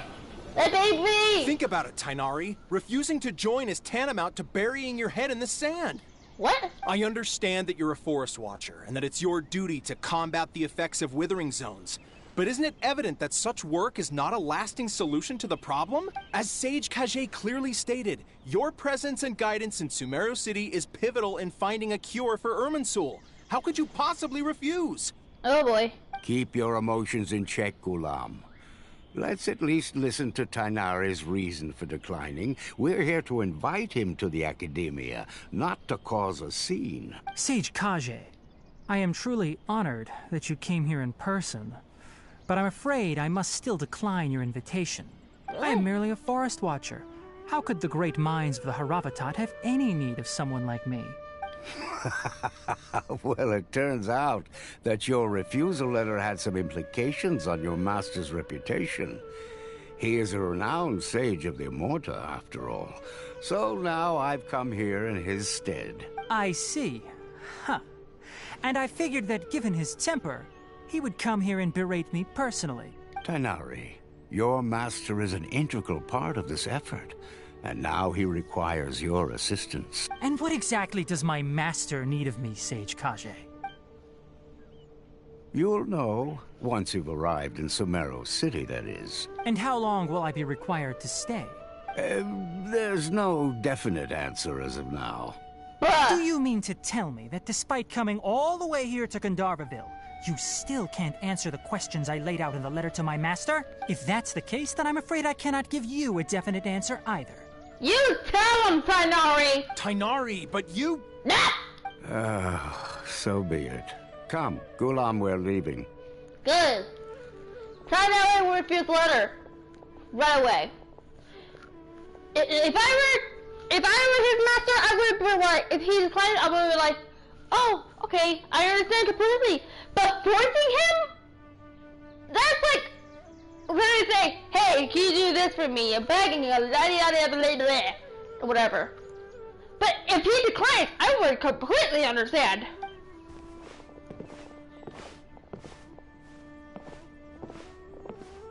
Huh? What was he looking at? Tighnari, what was that all about? It's nothing. Some people from the academia wanted me to go to Sumeru City to assist them with a project, but I had to refuse on account of all my responsibilities here. But all that can wait. How did things go with Hypatia? It was quite the eventful trip, but the main thing is that she's safe and sound. She answered a bunch of questions for us, too. Very good. Now that the traveler has made a full recovery, there shouldn't be any reason for you to tarry here longer. I assume you will be heading to Sumeru City, correct? Yep, that's right. We want to meet Lesser Lord Kusanali and ask her for advice. Do you have any idea on how we can find her? Sorry. I'm afraid I don't have any advice for you there. Ah, come on! Well, do you at least know anyone we can try asking in Sumeru City? Let me think. My trips to Sumeru City have been fairly short, and most of my acquaintances are researchers. How about this? I'll write you a letter of introduction that you can give to a researcher I know. He's from the Immorta Darshan and is adept at gathering information. Asking him might prove worthwhile. Alright. Also, when you enter Sumeru City, you'll probably end up receiving something like this item here. I'm not sure if it will ever come in handy for you, but maybe you can give it a try. Oh? It's called an Akasha Terminal. Huh? It's a tool produced by the academia that utilizes the legacy of Greater Lord Rukkhadevata. What now? Some say that this very item is the basis of Sumeru's reputation as the City of Wisdom. Akasha Terminal. Is it that old thing that goes to ear or something? Needless to say, this device and its usage fall under the academia's expertise. So I'll leave it to them to show you how to use it. Alright. Great! Next up, Sumeru City! But wait, before that... We need to say goodbye to Kale. That's right! Tighnari, we have something important to say to Kale before we leave. Is she doing better now? Yes, she's doing much better. After being confined to her bed all this time, I thought a little walk would do her some good. Last I saw her, she was taking the path towards the North Crossing. She knew you two would be leaving soon, so she must have wanted to see you off. Thanks, Tighnari. Alright, let's go! Farewell. Alright. And good luck to you both. Ooh, so cold out here. Not outside, but in my room.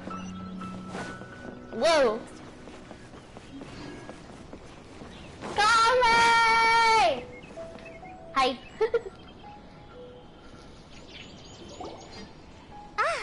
I've been waiting for you two.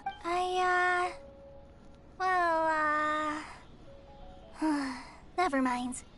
I guess I should just wish you two a safe and successful journey. Thanks for waiting here just to see us off, Kale.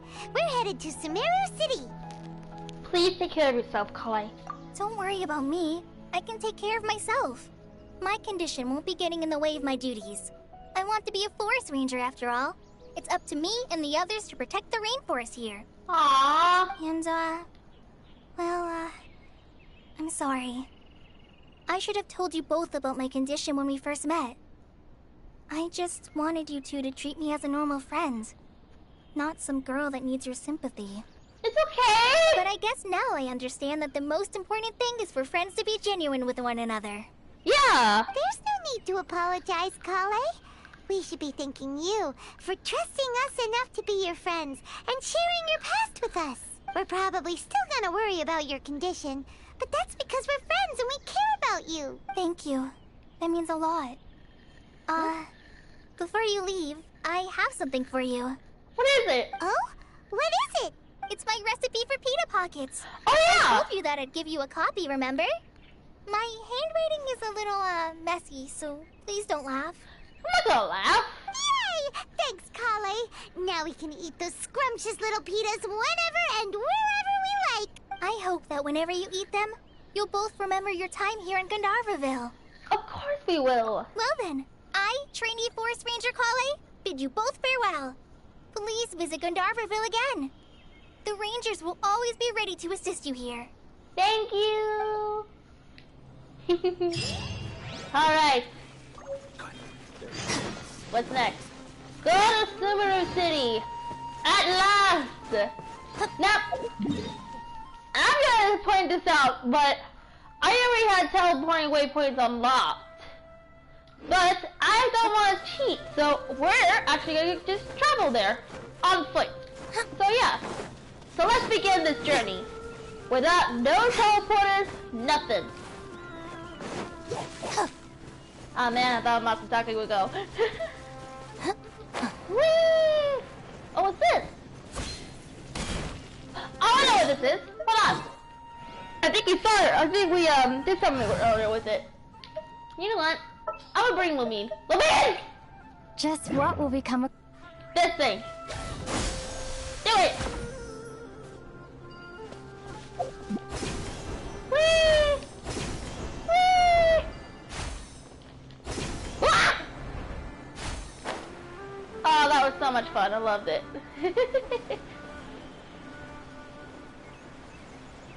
I'm literally flying so elegantly. What's here? Oh, wait. Hold on just a moment. What does she need? Okay. So exclusivity is tabulated. Dang. Alright. Hey, there's another one. Scatter! Oh god! What have I done? Oh wait. Solidify! That's common or... That's common. Not worth my time. Propagate! Why is it not working, man? You know, I'm just gonna run. Run away. Oh, okay. Jump! Get me out of here! Oh, my little thing is down. Jump! Just freaking jump! Okay. We should almost be there. Hopefully. You know what? Let's do Goyaka. It's higher. And we made it, finally. I think, but, you know. Oh. Huh! Oh, there we go. Ooh. Wow. Sumeru City! We finally made it! Oh, did you see that? When those people entered the city, something on their heads lit up. One moment, please, you two. It appears this is your first time visiting Sumeru City. Alright. Oh, yeah, that's right. But how did you know that? Because there's currently no information on either of you in the Akasha. What? But no need to worry. That won't prevent you from entering the city. In fact, the Academia conveniently provides each traveler to Sumeru City with a device. Really? Perhaps you two have heard of the Akasha before. It's our beloved Greater Lord Rukkhadevata's lasting legacy, a treasure trove of collected knowledge. Ooh. After centuries of tireless research on the Akasha, the Academia created one of its most ingenious inventions, the Akasha Terminal. Wow. As long as you are within Sumeru's borders, you may use an Akasha Terminal to connect directly to the Akasha and access any knowledge you need. I should mention that due to technical limitations, the operation of Akasha Terminals will be much smoother and more effective in large cities such as Sumeru City and Port Ormos. Oh, so this is the thing that Tainari was telling us about. It sounds pretty amazing. You two are quite fortunate. Until recently, it was standard practice to only issue Akasha Terminals to outlanders who spent an extended amount of time in Sumeru.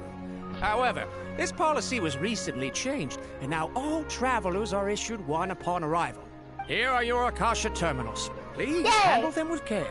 Thank you.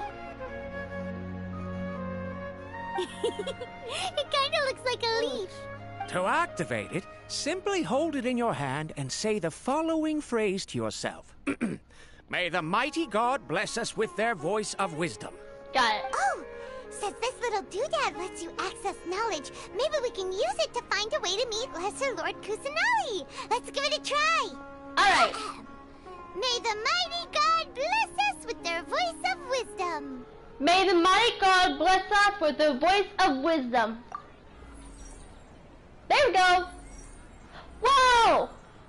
Whoa! Whoa! Whoa! Just now, something clicked, and Paimon suddenly knew how to use this thing. Whoa! So all we need to do is concentrate on what we want to know, and bam! You get it. Oh, that'll come in real handy. Exactly. That is the power of the Akasha. And with that, let me officially welcome you both to Sumeru City. May the wisdom of the Dendro Archon always be your guide.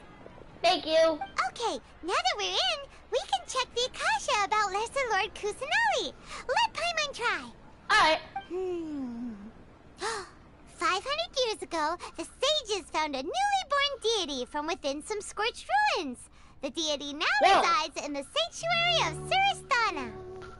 Okay, next, let's concentrate on asking how to meet her.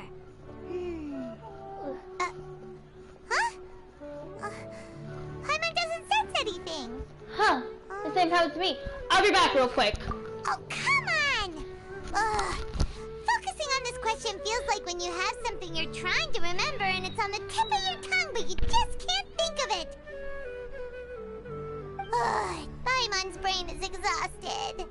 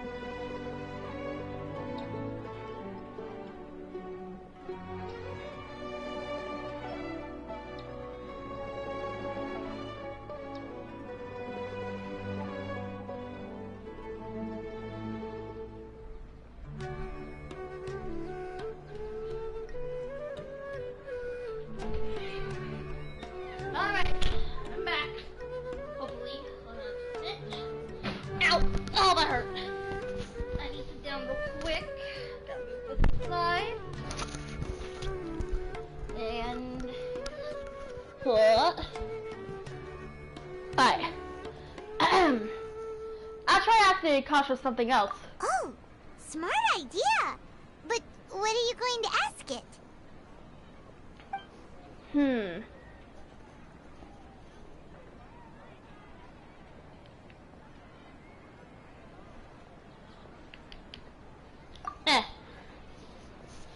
Many bright thoughts appeared in my mind. I probably need to calm my mind and focus more to understand what they mean.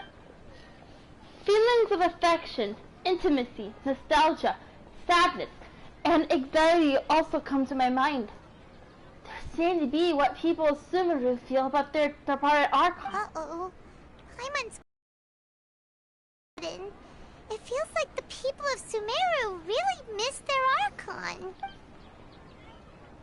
Paimon. Some knowledge began to trickle on my mind for a moment, but there wasn't really anything that I already know.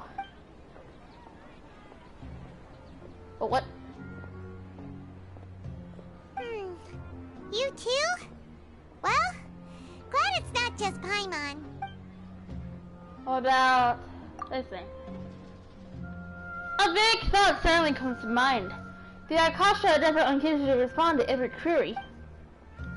Also, even if the same query is requested by multiple people, the Akasha still imparts knowledge based on the person's identity, age, experiences, and other demographics. Huh. Could it be because we're Outlanders and we've only just arrived in Sumeru? You know, maybe we're not qualified to receive an answer to this sort of question or something.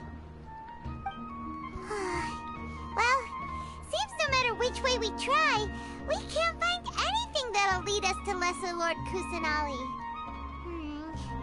Guess our only choice now is to try meeting with the researcher that Tighnari recommended. Yeah. He's from Sumeru and even has a position in the Academia. Maybe he'll be able to access more info from the Akasha. Yeah. Let's see. Tighnari wrote an address on the letter's envelope. Oh, it's not far from the city's gate. Found it. Hello. Are you Rohawi? Yes, that's me. Great. You see, Tighnari sent us here and... What? Tighnari? Please, there's no need to say anything, really. Sure, I admit that the article I published last month wasn't my best work, and maybe the data didn't produce the most convincing results, but... We're not here to discuss academics. Here, this is a letter from Tighnari. Oh, let me see. Oh, ooh, what a relief. You two nearly scared the life out of me. So you two just have some questions for me? Seems even Tighnari acknowledges my innate ability for procuring information. So, what is it you two would like to know? We want to meet with Lesser Lord Kusanali. Do you know a way we can do that? You mean you want to meet the Dendro Archon herself? This isn't exactly my area of expertise, but let me see what I can find in the Akasha. Okay.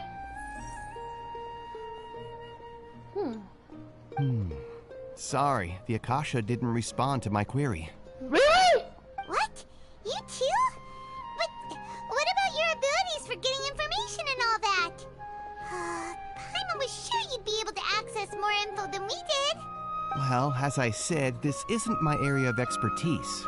I am but a lowly researcher, so the Akasha doesn't see a need for me to know more about the Dendro Archon. All I know is that ever since Lesser Lord Kusanali returned to Sumeru, she's never left the Sanctuary of Silverstar2 or made a public appearance. Huh.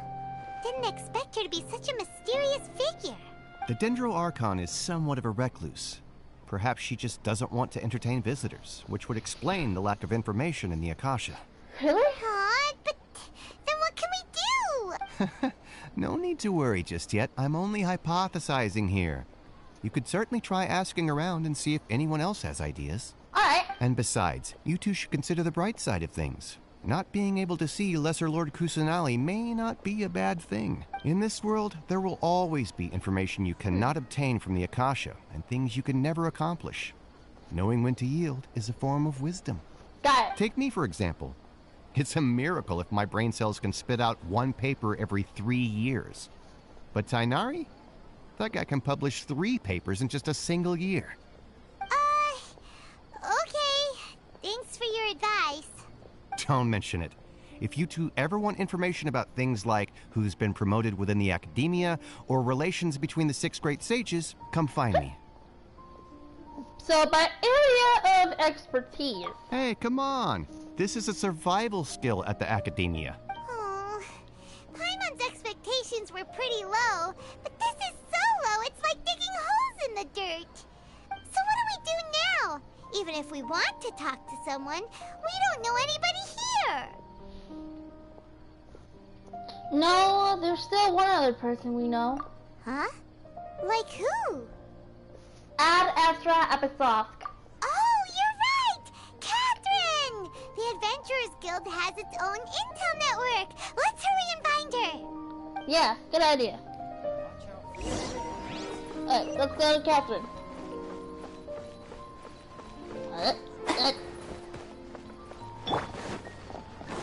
Woo! There she is! Hi, Catherine! Ad Astra Abyssosk. Hello, Traveler and Paimon. Catherine, we need your help with something. Understood. The Adventurers Guild is always ready to serve you.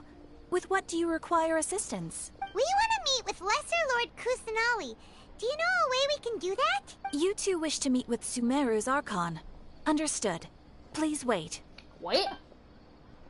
Let me guess, she didn't get something? She got nothing? I apologize, but I am unable to call up any relevant information in the Akasha. Yep. I'm also unable to locate any pertinent information in my personal memory. Aww, another dead end. Well, if Catherine can't help us, then we really don't know anyone else to ask now. Please do not worry. I may know of someone who can help you two. Really? In Sumeru, the Adventurers Guild does not serve as the vanguard of information. Rather, there are numerous active mercenary groups collectively known as the Eremites. Eremites? They take on various contracts and work all across Sumeru, so they naturally accrue intelligence. An Eremite brigade called the Corps of 30 is in charge of Sumeru City's defenses. Not only are they the oldest brigade, but they are responsible for managing and coordinating the affairs of all other mercenary brigades. Right. Corps of 30? What a weird name. Supposedly, they are named as such because their ranks numbered 30 at their inception. Asfand, an advisor with the Corps of 30, maintains good relations with the Adventurers Guild. Though he's already retired, he and his words carry great weight within mercenary circles. Really? If you'd like to get in contact with him, you can find him at the Corps of 30's headquarters, the Citadel of Regzar. Thank you so much. Thanks a bunch, Catherine. She does have a little keyhole thing at her back. I never noticed that. Some people are actually theorizing that Catherine is a puppet, because when you're standing next to her, she would say error or rebooting. And I think I said this the second time, but people are saying that Catherine is controlled by Sandru, also known as a puppeteer. I don't know what number she is though, so that's the problem. You're welcome. I wish you two the best of luck. We look forward to your exploits in Sumeru.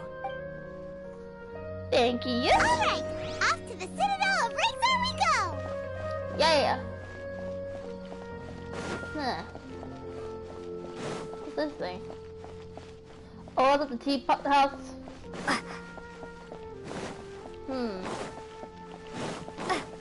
Ah!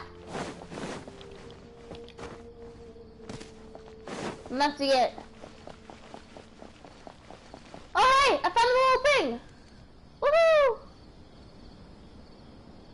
Hello? Anyone in here? Welcome. The Adventurers Guild told me to expect you two.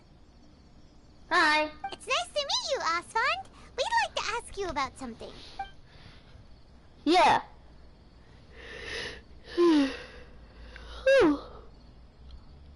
I see. So, Catherine's the one who sent you this way. Ha! It's true that the Eremites' network is vast, but even I can't help you meet the Dendro Archon. Crap! Wait, seriously? That's it? Afraid so. The Eremites aren't terribly religious, so we don't know much about divinities. As far as the Akasha goes, we can access even less than you. We originally came from the desert. The gods there died off long ago. Since those days, we've used our own two hands to carve out a living. We don't beg gods for their aid. Really? It isn't just us, though. If you ask me, I think most in Sumeru aren't interested in Lesser Lord Kusanali. I am! Oh? Why's that? Just take the Academia, for example. They're the ones who truly rule Sumeru. Although they believe in gods, most of them only care for the late greater Lord Rugadavara. In their eyes, she was the one who founded Sumeru and gifted us with the Akasha. Lesser Lord Kusanali just happened to inherit her legacy.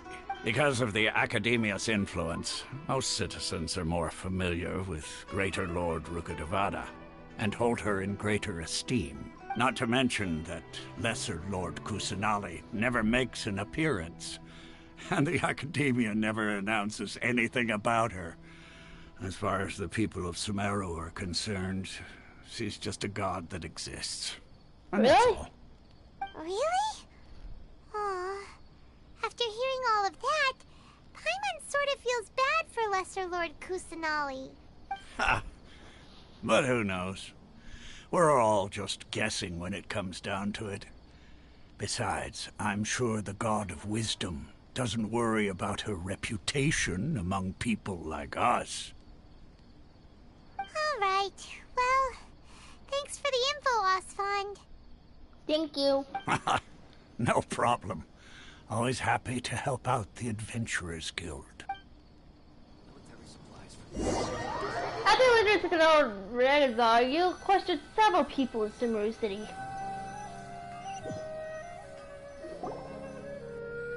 Oh, wow! Seems Osfond was right about most people's attitudes here. Not only are they not interested in the Dendro Archon, they even say stuff like, if the Akasha doesn't think I should know, then I don't need to know about it. Oh, there's a crafting table! We've been asking for information non-stop ever since we got to Sumeru. But the harder we try, the more helpless everything seems. Yeah.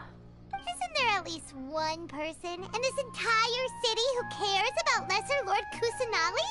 Yeah. Oh, you two are interested in Lesser Lord Kusanali? What? Huh? Who are you? From the sound of it, you two are Outlanders who recently arrived here. You've been asking around for information on Lesser Lord Kusanali, right? Oh, I'm sorry. I forgot to introduce myself. I'm Dunyarzad, one of Lesser Lord Kusanali's faithful followers. Whoa, really? Then do you know how we can meet with her? I'm afraid I can't help you with that. But your conversation earlier did happen to remind me of a legend about the Dendro Archon. What sort of legend? Sure. It goes like this. Long, long ago, there was a man who heard a prophecy. It predicted that a great calamity was about to befall him. That was Condria. Panicked by what he heard, the man sought out the Dendro Archon in hopes that she would bless him with the wisdom to help him escape his predicament. The man journeyed across deserts and through rainforests and experienced tribulations of every kind. However, he still couldn't find any trace of the Dendro Archon. In despair, he thought, alas, the Archon has abandoned me. He then had no choice but to sorrowfully resign to his fate. Okay, and then what happened? And then, the calamity came. Uh-oh. To his own surprise, the man felt somehow emboldened by the trials of his journey. By relying on his own strength, he managed to overcome the adversity. At that moment, a bird perched upon his shoulder. This bird was, in fact, an avatar of the Dendro Archon. She said, "O Archon Seeker, do you now understand? She and her wisdom have long been found by you. Along your journey, we were in every flower and blade of grass, every ray of sparkling sun, and every breath of dancing wind. So long as you continue to think and ponder, we'll be wherever you go." What an interesting story. Yeah, thanks for the story. Paimon feels all warm and fuzzy inside after that. In a way, it seems like this story is also one of the Dendro Archon's avatars. Dunyarzad, since you worship Lesser Lord Kusanali, can you tell us anything else about her? What the? Of course. So did you two know that, I'm terribly sorry, but it seems something's come up now. Let's chat another day. Huh? What's going on? Well, what's happening? What? Hey, wait! What the heck just happened? I think it has something to do with those people over there. It looks like they're searching for someone. Dunyarzad was acting super nervous just now. You think they're looking for her? This stinks! We finally managed to find a lead about Lesser Lord Kusanali! We can't let them get in the way now! Let's see if we can get rid of them. Then we can catch up with Dunyarzad. Good idea. Hey, have you two seen a brown-haired girl wearing a purple top and a long blue dress? We're looking for her. Did she have bandages wrapped around her wrists? Yes, that's her.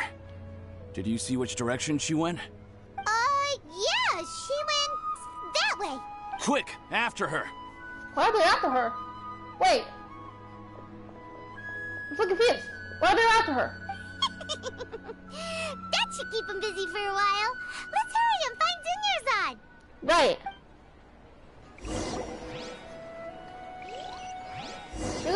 Oh, hey, I found the thingy. And I found the thing as well, another thing. Dunyarzad! Where is she? Oh, I found a thing! Hold on, let's see what's good. Hi. What do you have to offer? Reserved! I demand a refund! Sound like a Karen there. There you are. There you are, Dunyarzad. We thought you might have been long gone by now. Oh, it's you two. Oh, you startled me there. You can relax now. We threw those people looking for you off the trail. Really? Thank you so much. Unfortunately, I believe there's still more of them out there looking for me. Why are they looking for her? Uh-oh. Looks like there's some coming this way. Huh? More of them? Then what are we standing here for? Run! No, wait, my body isn't in the best shape. It's difficult for me to run. How about we find a place to hide? Okay, sounds good. There's a tavern on the other side of the port we can go to. They probably wouldn't expect me to hide in a place like that. All right, let's move out. Stay behind us. We'll keep an eye out for anyone looking for you. Good idea. Enter the tavern? Woo! I am flying in the air. Elegantly.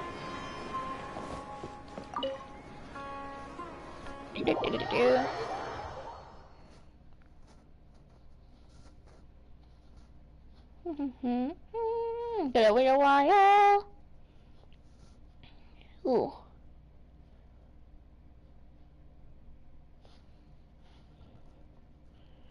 Okay, we're in. Ooh.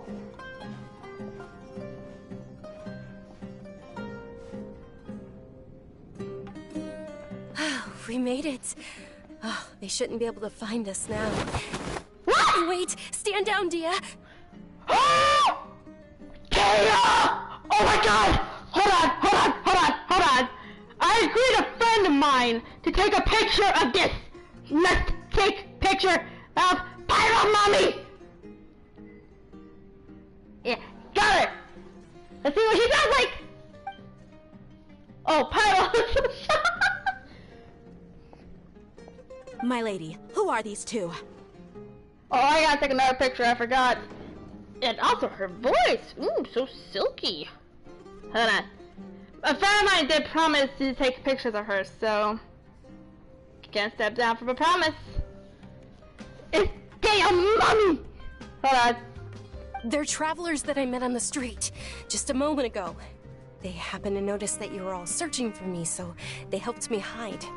Hello, welcome! I see. In that case, you two should scram. There's nothing here for you.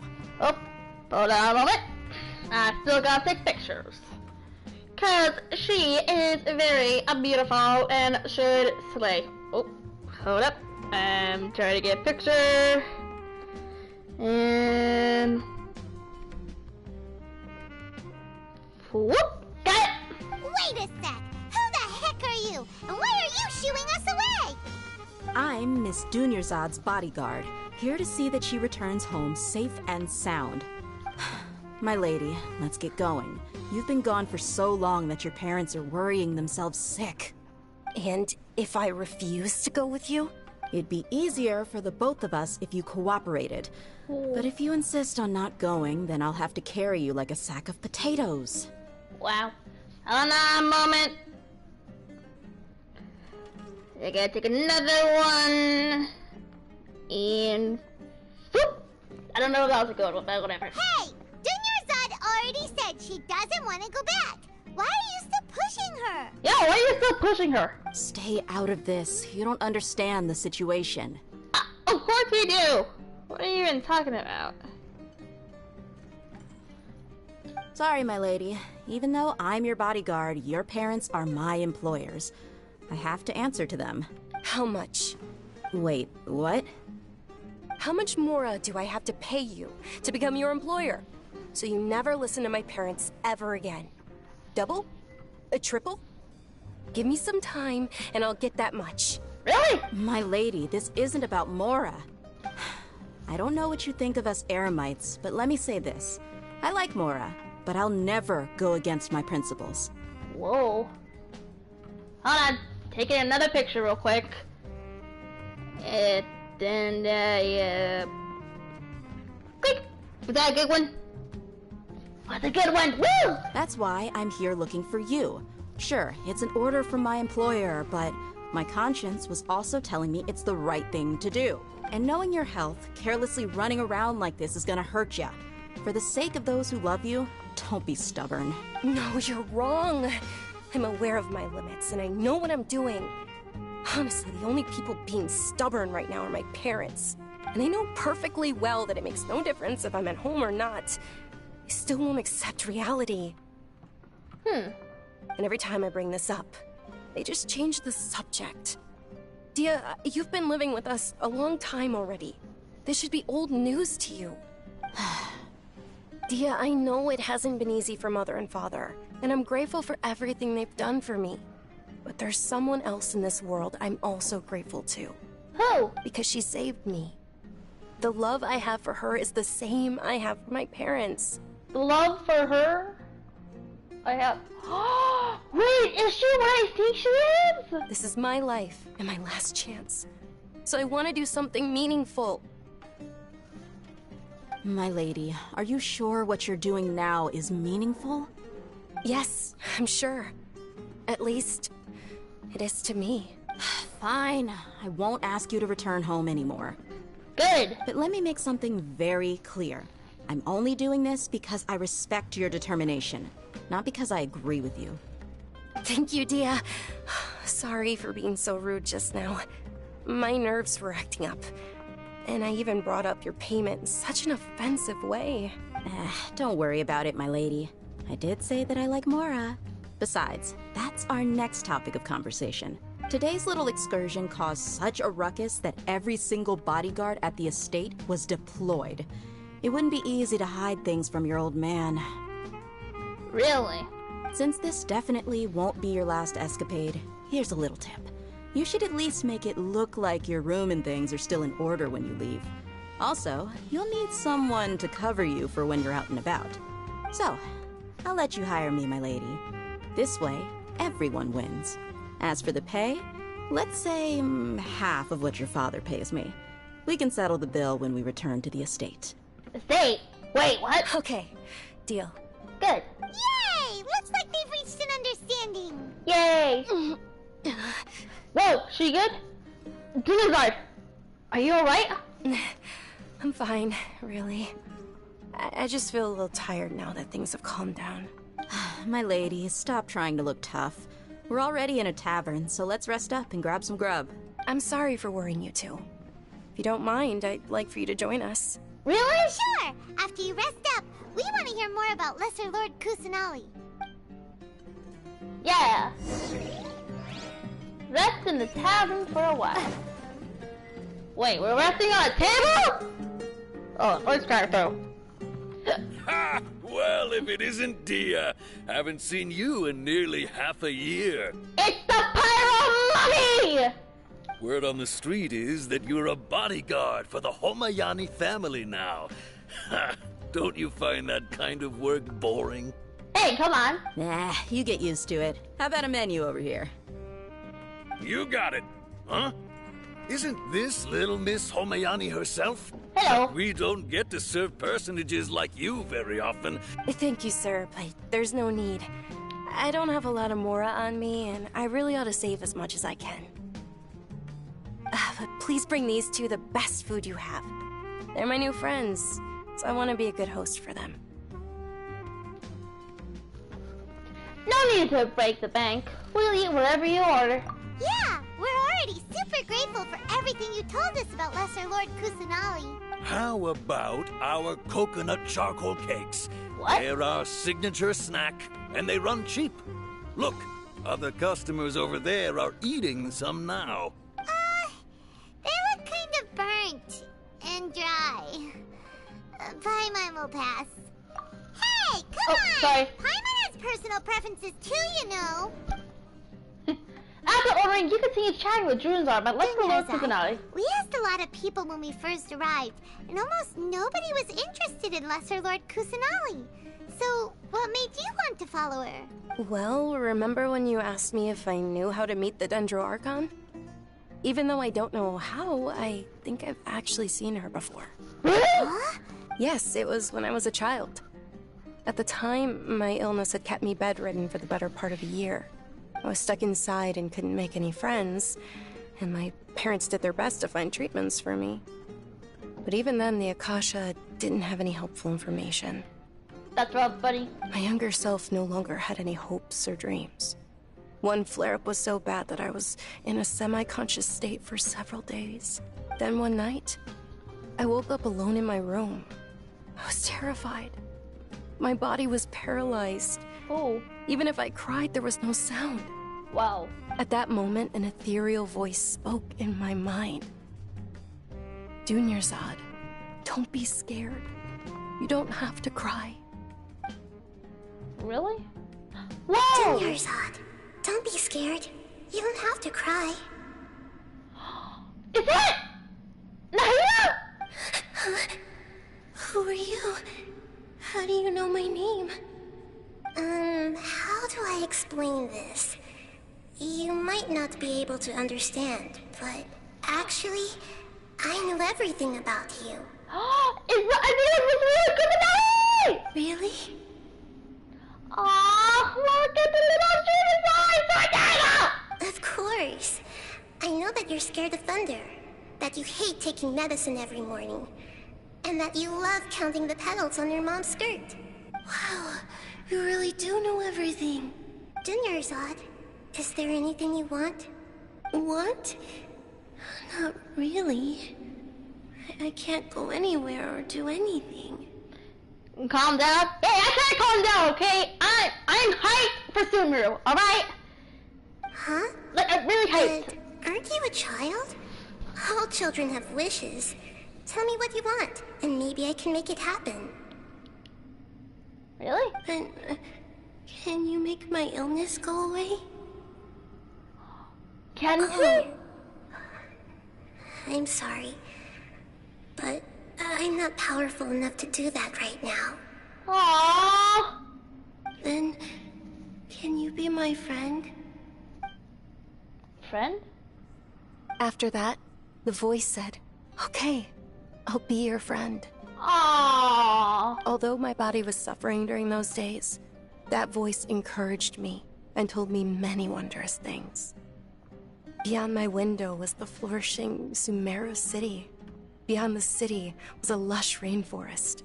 And beyond that was the wall of Samiel, deserts, and all of Teyvat. Once I finally made it through that bout of illness, I couldn't hear that voice anymore. I told my mother about it, but she said that I must have been dreaming. But I know that that voice wasn't a figment of my imagination. Before that, I had never heard of Teyvat. So, you believe the voice you heard was... Yes, for sure. If it weren't for that voice, I would have never grown curious about the outside world, nor would I have learned how to read and enjoy so many books. That voice sparked a desire for wisdom. It had to have been the Dendro Archon. I've been hoping for a chance to repay her kindness. In fact, I was running around today to help prepare the Sub-Zerus festival for her. The Sub-Zerus? Oh yeah! I think I mentioned it in the promo for 2.0, if I remember correctly. What's the Sub-Zerus festival? Oh, it's just... Wait, hold on. Isn't it the... buffering up a moment. I think the Zerus festival is like celebrating the Dendro Archon's birthday or something. It's Lesser Lord Kusanali's birthday. Yeah, I which knew was the it. day that she was found by the sages. It's actually an old holiday that originally celebrated Greater Lord Rukkhadevata's birthday. When she passed away, the holiday eventually became a celebration of the Lesser Lord's birthday. Ooh. I heard everyone was overjoyed when they welcomed her back to Sumeru. In those days, the festival was a huge deal. But because of the Academia's influence, people have gradually lost interest in the festival. The Academia actively participates in Sumeru's many holidays dedicated to Greater Lord Rukkhadevata. But when it comes to the Sub-Zero's festival, forget any funding. They practically act like it doesn't exist. How do you access the new region? You have to complete the Inazuma Archon quest, and then there's one Archon quest in the Chasm as well. Maybe they see Lesser Lord Kusanali's birth as confirmation of Greater Lord Rukkhadevata's death, so they're reluctant to celebrate it. Ah. Aww, but that's awful. That is awful. It is. It's absolutely terrible. Sure, the Greater Lord founded Sumeru, but hasn't Lesser Lord Kusanali been the one quietly protecting us for the past few hundred years? Just remember that we're still out in public. Don't get too carried away now. Hold up a minute. Gotta take a quick intervention. Just a second here. There we go.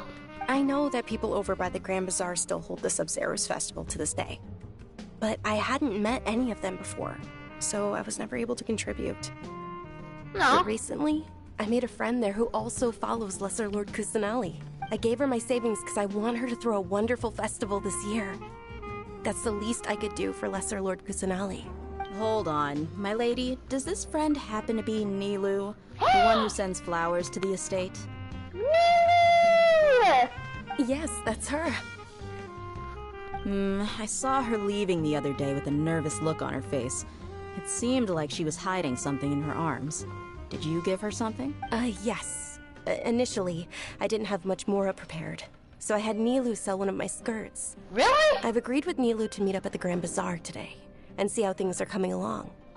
Dia, would you accompany me? Sure. That's quite the trip, though. I'll carry you.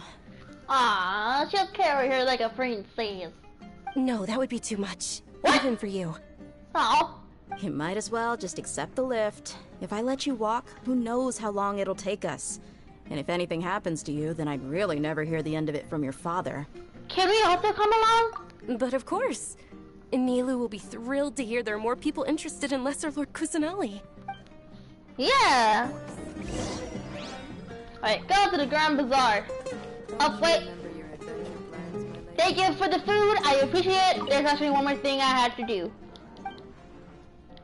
Guys, see the menu.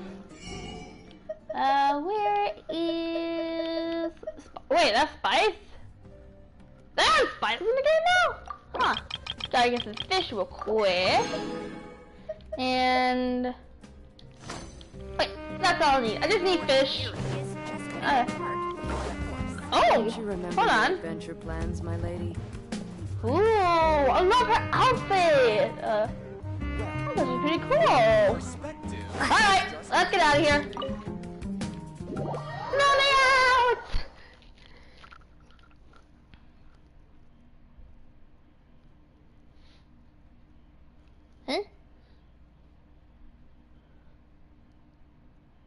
Huh? Drama? Still going on? Hey, is your sister a Genshin Impact expert? Which one are you referring to? Hold on, let me think. Hevnox or my twin sister? Hevnox is a streamer like I am, but she rarely streams on Twitch to do Dead by Daylight. If you are referring to Hevnox, I could ask her for a build recommendation, but I rarely build all my 4-star characters. Speaking of 4-star characters, do we have all the 4-star characters in this game? Other than Kale? Your twin sister. My twin sister doesn't play. She doesn't play Genshin Impact. She only plays Destiny, The Witcher, any shooting games are related. Okay, so Amber. Okay. I didn't get all the 4-star characters except for Kale, but I'll get her for free. Actually, You see so that one event is open now. The Trail of the God of Wisdom. Is that the... Yes, it is. Alright. Knock knock!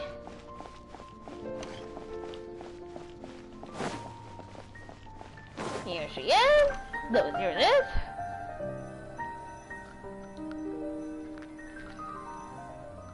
Ugh.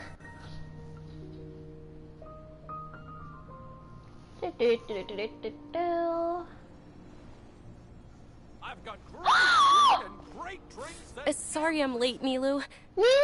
Oh, Dunyarzad.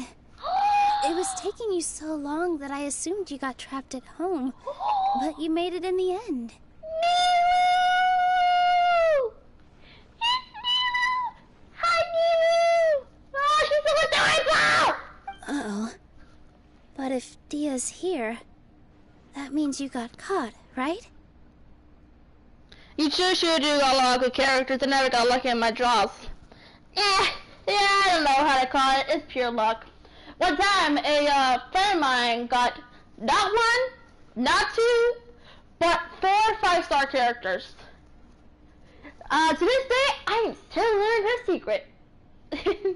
Alright. You could say that, but everything worked out. She's on our side now. Not completely. Bruh. Oh, and who are these two? Hi! Oh, meet the Traveler and Paimon, my 2 newest friends. They're visitors who just arrived at Sumeru City and are looking for information on Lesser Lord Kusanali. Yep, that's true. I can confirm it. I was there. So you're followers from another land? Yep. That's wonderful. You two absolutely mustn't miss the Sub-Zerus festival. I'm not gonna miss it. By the way, Dunyarzad, we've already started decorating the Grand Bazaar. It looks spectacular. Thanks to your generous contribution. You're very welcome. It's the only thing I could do. Do you still have enough Mora? Probably? But don't sweat it. We've already finished renovating the stage. Come on, I'll show you. Alright!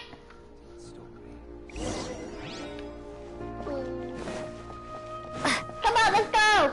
Wait! Wow! This place is amazing! Woo! Not bad. Last time I was here, the stairs were full of holes. Wait, were there? Was it a hazardous stage? The stairs were nothing. A little while ago, we discovered that the tree above the stage had a huge chunk of bark ready to fall off. Mr. Zubair was worried sick. We reported it to the academia many times, but they never sent anyone to deal with it. We didn't want anything bad happening, so we were going to cancel all the stage performances. Why didn't anyone come to handle it? Oh, probably because it was the theater asking. The academia looks down on performers like us. They probably think it would be best if the theater closed down completely. We can't let that happen, though. Not only would everyone involved in the theater go hungry, but then we wouldn't be able to hold the Sub-Zerus festival anymore. Thank the Dendro Archon for Dunyarzad.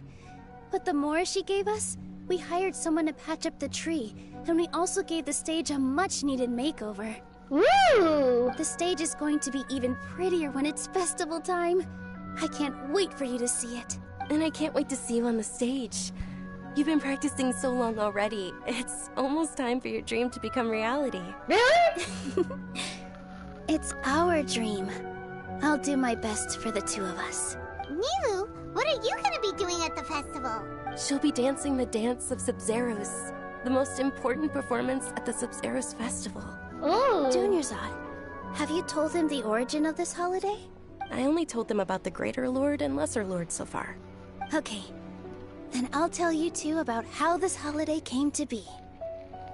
She is beautiful. It very matches the street dance aesthetic, including the Arabian Night aesthetic as well.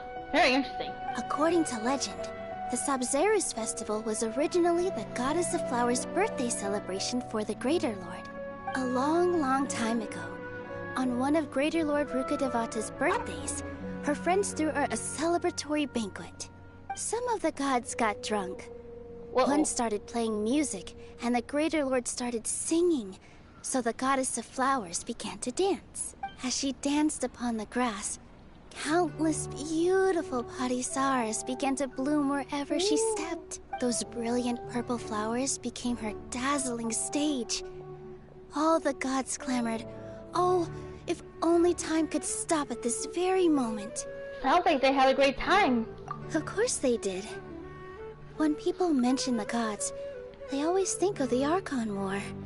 But Sumeru's gods also had happy times. Although they aren't around anymore, they're preserved in our tradition of dance. This outfit I'm wearing is apparently based on how the goddess of flowers looked. Really? That's so cool! Oh, hey, there's a vision! Though we're just tiny people compared to the divine, we still have to do our best to make sure that the birthday girl feels loved on her special day. Nilou, you of all people will definitely be able to convey our well wishes to the Dendro Archon. I also noticed that you went the extra mile and scattered Parisaras around the stage. They symbolize the goddess of flowers, after all. Yeah. Oh, my bad. The Greater Lord brought forth Parisaras in memory of the goddess of flowers. But she ultimately could never truly replicate that beautiful purple. Thinking about the goddess of flowers, if my stage were anything like that, I'd be thrilled if I had just 2 real Parisaras on the stage. So, Traveler in Paimon, what do you think? Interested in the Sabzeruz festival? All of Lesser Lord Kusanali's followers will be there for her birthday. It'll be a good opportunity for you to learn more about her. Ooh, Paimon thinks that's a great idea! Yeah! Hey, come on! There's nothing wrong with enjoying a festival. Sorry. Besides, it's Lesser Lord Kusanali's birthday! She'll be happy to have more people who are celebrating it. So how about we all attend the Sabzeruz festival together? Yeah! Sounds like a plan! Dunyarzad, let me show you which stage decorations we've picked out so far. Traveler in Paimon, if that doesn't sound interesting to you, then feel free to explore the area. That sounds interesting. Everyone at the Grand Bazaar loves Lesser Lord Kusanali, and we're all looking forward to the Sabzeruz festival. In that case, we'll take a look around. Alright. We'll take a look around indeed. Whoa! What's with your yellow hair? And why do your clothes look so funny? Are you an Outlander? Yes, I am. Did you know that the Sabzeruz festival is about to happen? Yeah? There'll be loads of fun things to do at the festival. But the best part is when Ferris, the Knight of Flowers, passes out candy to everyone. Wow. Hold on, you guys. I'll be right back. I'm coming.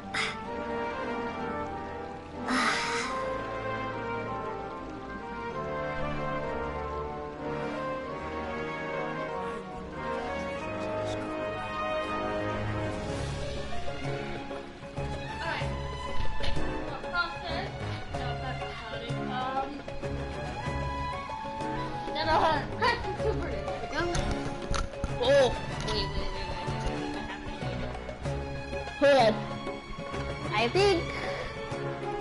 Oh, hey! I know this might look stupid, but...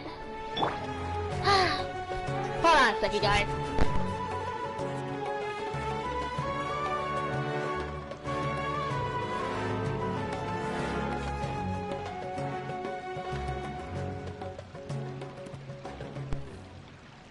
This is a bad idea, but I thought of doing this. Hold on. My friend likes both Dea and Zhongli, so I thought of getting a quick picture and send it to him. There we go. Find the steepest. Okay. Okay. Hi, Pyro Mommy. Huh. Revamping the stage for the festival couldn't have been easy, that's for sure. I bet this year's festival will be one to remember. I don't know much about the Grand Bazaar, but I do know that the residents here have a penchant for song and dance. Two things that the academia doesn't particularly approve of. Oh, and the perfume sold around here is a lot better than what you'll find elsewhere. The fragrances are longer lasting and they're gentler on your skin and... I mean, that's what I've heard at least. Alright, let's go to here. Hello, ma'am. Ah, dancing at the Sub-Zero's festival. You know, I also danced when I was younger. Really? As a child, I even asked my grandmother why we performed the dance for the Lesser Lord when it was originally done to honor the Greater Lord. My grandmother said that Greater Lord Rukkhadevata is a beloved deity and honored by all. And let the Sub-Zero's festival has been losing its appeal over the years. That is, until a wealthy benefactor stepped in this year and brought the festival back to life. I heard she forked out a lot of mora to make it all happen. Alright, thank you, ma'am. Okay. 2 more. I gotta go ahead and start here. Hello! Things are really shaping up, and there's a buzz around the festival this year. We're expecting people from all over to come by this year and buy things during the festivities. Don't be fooled into thinking that Sumeru City has the best of everything. Some festival snacks are only offered here in the Grand Bazaar. And when it comes to musicians, dancers, or singers, the Grand Bazaar's got the best of the best. Sure, those folks at the Academia might not like it, but what's a festival without song and dance?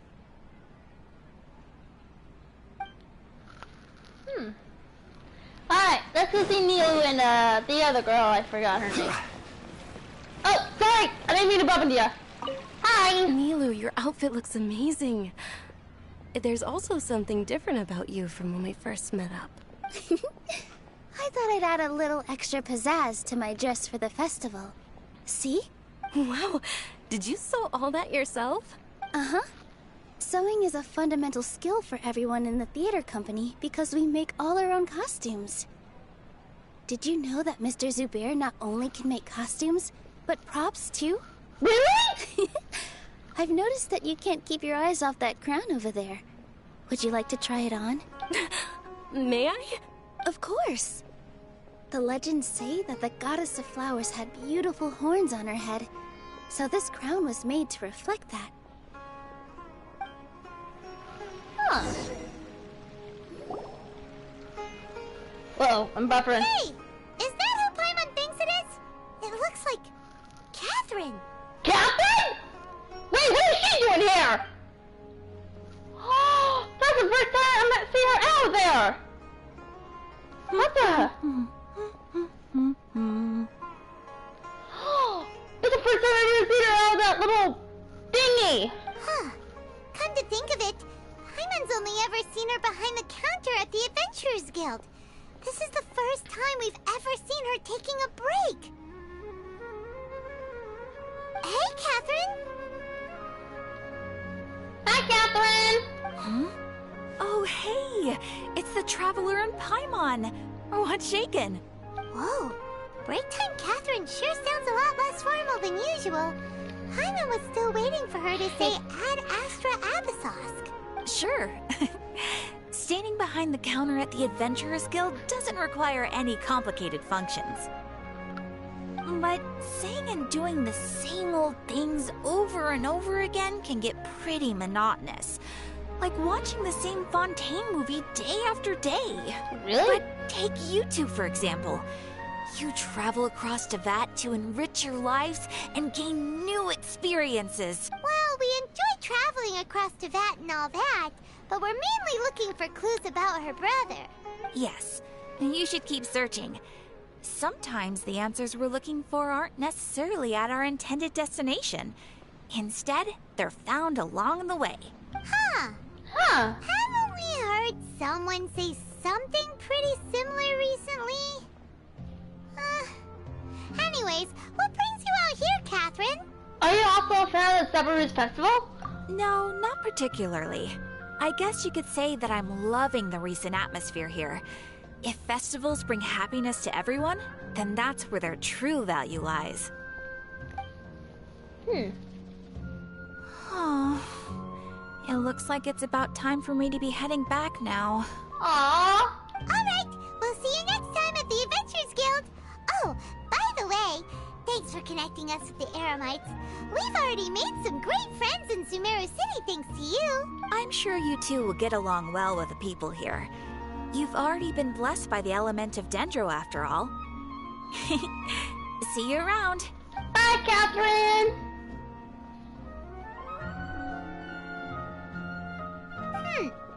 There's something really different about Catherine today. Hey, Traveler. Paimon. Mommy! Sorry, I had to. Hi, Dia, what's up? Oh, hey, Dia. What's going on? I've got something to tell ya. My lady knows you're looking for ways to meet Lesser Lord Kusanali, and she's been trying to come up with a way to help you. Well, I have an idea that might help. Really? Are you serious? We'd love that! It might not necessarily pan out, so don't get your hopes up too much. I'll need to take you two somewhere and ask someone some questions. Well, dreams are. My lady is feeling a little worn out at the moment. Nilu's found a place for her to rest. After I take my lady home, let's meet in front of the Citadel of Regzar. Good idea. Sounds like a... Nope, my bad. Let's head over to the Citadel of Regzar and wait for Dia. Oh. Alright. I'm coming, Pyro Mommy, just bear with me! There she is. Hi.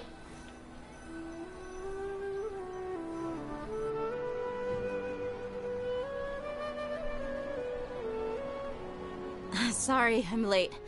It took some convincing for the Master and Mistress to believe that Miss Dunyarzad was only sitting in the port for a while because she was in a bad mood. Really? Anyway, I guess I should be thanking you. I haven't seen Miss Dunyarzad that happy in a long time. If it wasn't for you two, she probably would have been caught and dragged back much earlier. Yeah. You sure sound a whole lot nicer than when we first met, Dia. Who would have thought you had such a soft spot for Dunyarzad? It's called being a professional. I'm a bodyguard, and I work for whoever's paying.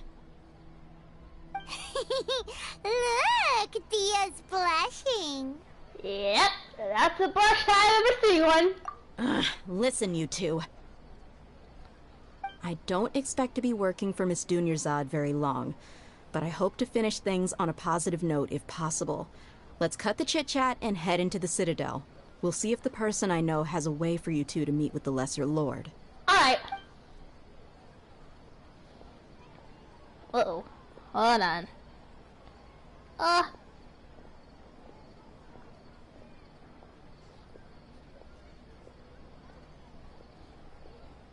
Oh, hey, Chief. Huh? Oh, the Chief. Hi, Chief. Ha, Dia. What are you doing here? And well, didn't expect to see you three together. Hello. I take it you all know each other already? We met this morning after the Adventurers Guild pointed us to Ozfon for more info. Oh. No kidding. Huh. So, where's Ruksha? I thought I'd help these two out by asking about the theft. Anything you can tell him? Rukshaw's gone over to the Academia. The Grand Sage recently ordered Sumeru City to begin bolstering its defenses, so people from all over have been called back to the city. Really? Since you've already mentioned the theft, I suppose I might as well tell them what we know. Appreciate it, Chief. Theft? Sorry, what the heck are you guys talking about? What you talking about? Just recently, the Academia lost something, and there's a chance the item is connected with the Dendro Archon. This case might just somehow help you in meeting her. I suppose that's one way to look at it. But if you ask me, the case is more about the Academia than anything else. Okay, sorry. Fill you in. The Academia recently sent a convoy to pick up an important package from Aru village. Word got out, and the convoy was robbed on its way back. Really? The Grand Sage took the whole matter very seriously. Not only did he dispatch the Matra, but also enlisted our help in the search for leads. All we know so far is that whatever was stolen is currently in Port Ormos. Port Ormos, okay. You two have heard of Port Ormos, haven't you? No. It's the largest commercial port in all of Sumeru. Really? You can travel there by leaving Sumeru City and heading south along the river. The Academia's grip isn't long enough to reach all the way to Port Ormos, so the city's a little more laid back, meaning the population's also a mixed bag. You never know who you'll meet there. Right. Hold on just a moment here. Yeah, come on. Okay, there you go. Gate! Okay, got a picture. Apparently what was lost has a great deal to do with the Akasha, knowledge, and even the gods. I'm afraid I don't have any other details for you, though. If you're interested, maybe you could head to Port Ormos and ask around yourselves. If you want my advice, try introducing yourselves as students of the Academia once you're there. Huh? The students of Academia? Are you serious, Chief? All the Academia students are in Sumeru City, you know. Why should they pretend to be students in Port Ormos? If you're also interested, just go there and see what happens. Count me out. I've got plenty of work to do here for the Homayani family. Really? And take it from me, if you two really do decide to visit Port Ormos, you'd best watch your backs. Let's just say that the Eremites there aren't nearly as friendly as those here in Sumeru City. Really? There are even some extremists who go around shouting slogans like, "Retake Sumeru for the Scarlet King." Word is that more and more are joining their movement. They're becoming a real headache for Chief and the others. You bet they are. The Scarlet King's been dead for thousands of years. Now they start spreading rumors of his return. Ridiculous. Not everyone's like you, Chief. Even the desert natives who abandoned their homes in the wilderness still wish to have a god of their own. Well, Traveler, that's about all the information we have for you. Thanks, Dia! And you too, Osfond! Thanks, Mommy! I mean, Dia! Since we've gathered all we could for the moment in Sumeru City, let's head to Port Ormos and see what we can find next. What are you talking about, pictures? I'm gonna save that for another time! Miss Dunyarzad is looking forward to seeing you both at the Sub-Zerus Festival, so be sure to get yourselves back here in time for that. Don't worry, we will. Good. Then we'll see you both at the Sub-Zerus Festival. Bye! Bye, Mommy! Okay, what's next? Go to Port Ormos. Okay, so, what the? Oh, this must be the event. Alrighty. I think it's time we begin our quest to Port Ormos. It's right there. This is gonna be a long journey, but in the end, it will be worth it. Let me go here.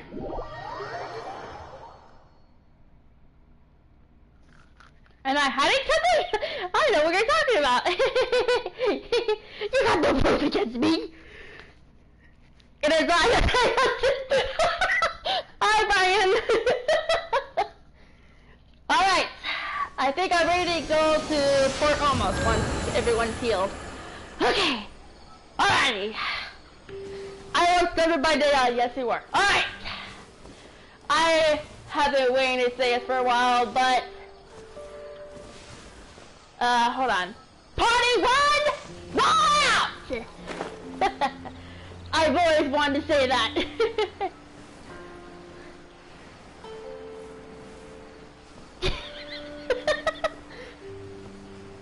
Indeed, it is the... Wait. Dragon Daddy? I prefer to call him Geo Daddy. So, yeah. Whee! So beautiful. Wait. Did I see something? Hey, there's something over there. And, hold on. Gate! Whee! I think we're almost there. Hey, Subaru! That's so cool. There we go. We got the food flower. Here we are. This must be Port Almost. Does the meat have a little thing on her ear? She does. Wait, how about Jean-Lee? No. Ayaka? No. Who's that? No. Oh. I thought all the characters do. But yeah, the moment you show me Dea and Demons, I instantly went new. Wait a minute, did you call Dea mommy? I can explain, Raymond, I can explain, really. But apparently I'm gonna have to say that exclamation for some time. Alright, I think we're almost there. Go! Come on! Go! Hey look, a first teleporter! At last, we finally made the port almost!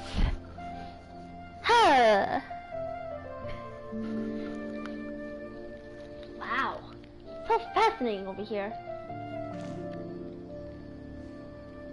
Come and have a good look yourself. Traditional spices of the highest quality, made with pride and experience. You've got a deal. I can't thank you enough for always looking after my business. Believe me, I'm not making this up. Several Eremite mercenary groups are nearly in open conflict, but does the Core of 30 care? And that's not all. Did you know that— Wow! Talk about hurly-burly! This place is busy! Wow. Well, guess that's only to be expected for the largest port in Sumeru. Maybe it's because of what Dia told us earlier, but Paimon can't seem to shake the feeling that there's also danger lurking in these crowds. Right. Let's get our bearings so we can start looking for leads. I'm searching for Dea. She is Mommy Pyro. Yes! We had Hydro Mommy, Animal Mommy, Electro Mommy. Who else? Wait, we have said Electro Mommy.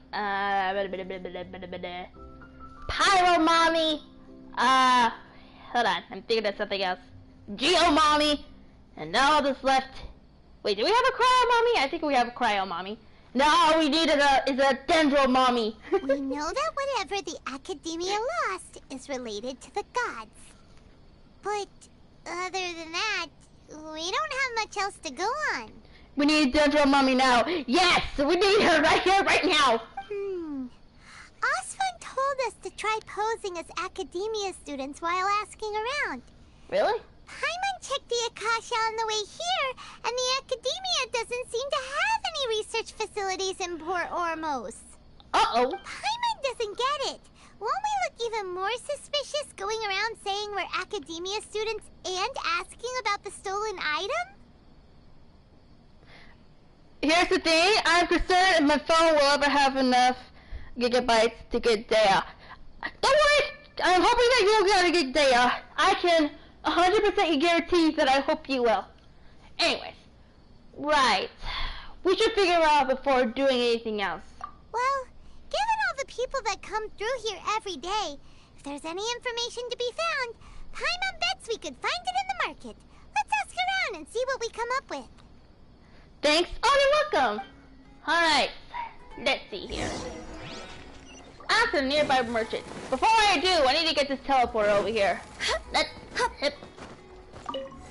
So dark here. Hold on just a moment. I'm gonna change the time, y'all, to a bright sunny day. Hopefully. Hey, I can see the Jade Chamber from here.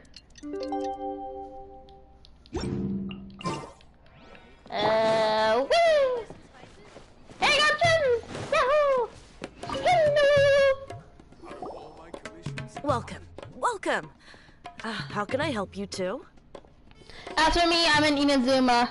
Well, been in Inazuma for a while. So for now, I'm grinding to try and get Jean-Lee. Good luck on getting Jean-Lee! Hi there. We would like to ask you a question. Do students from the Academia ever come to Port Ormos? Of course. Especially around this time of year.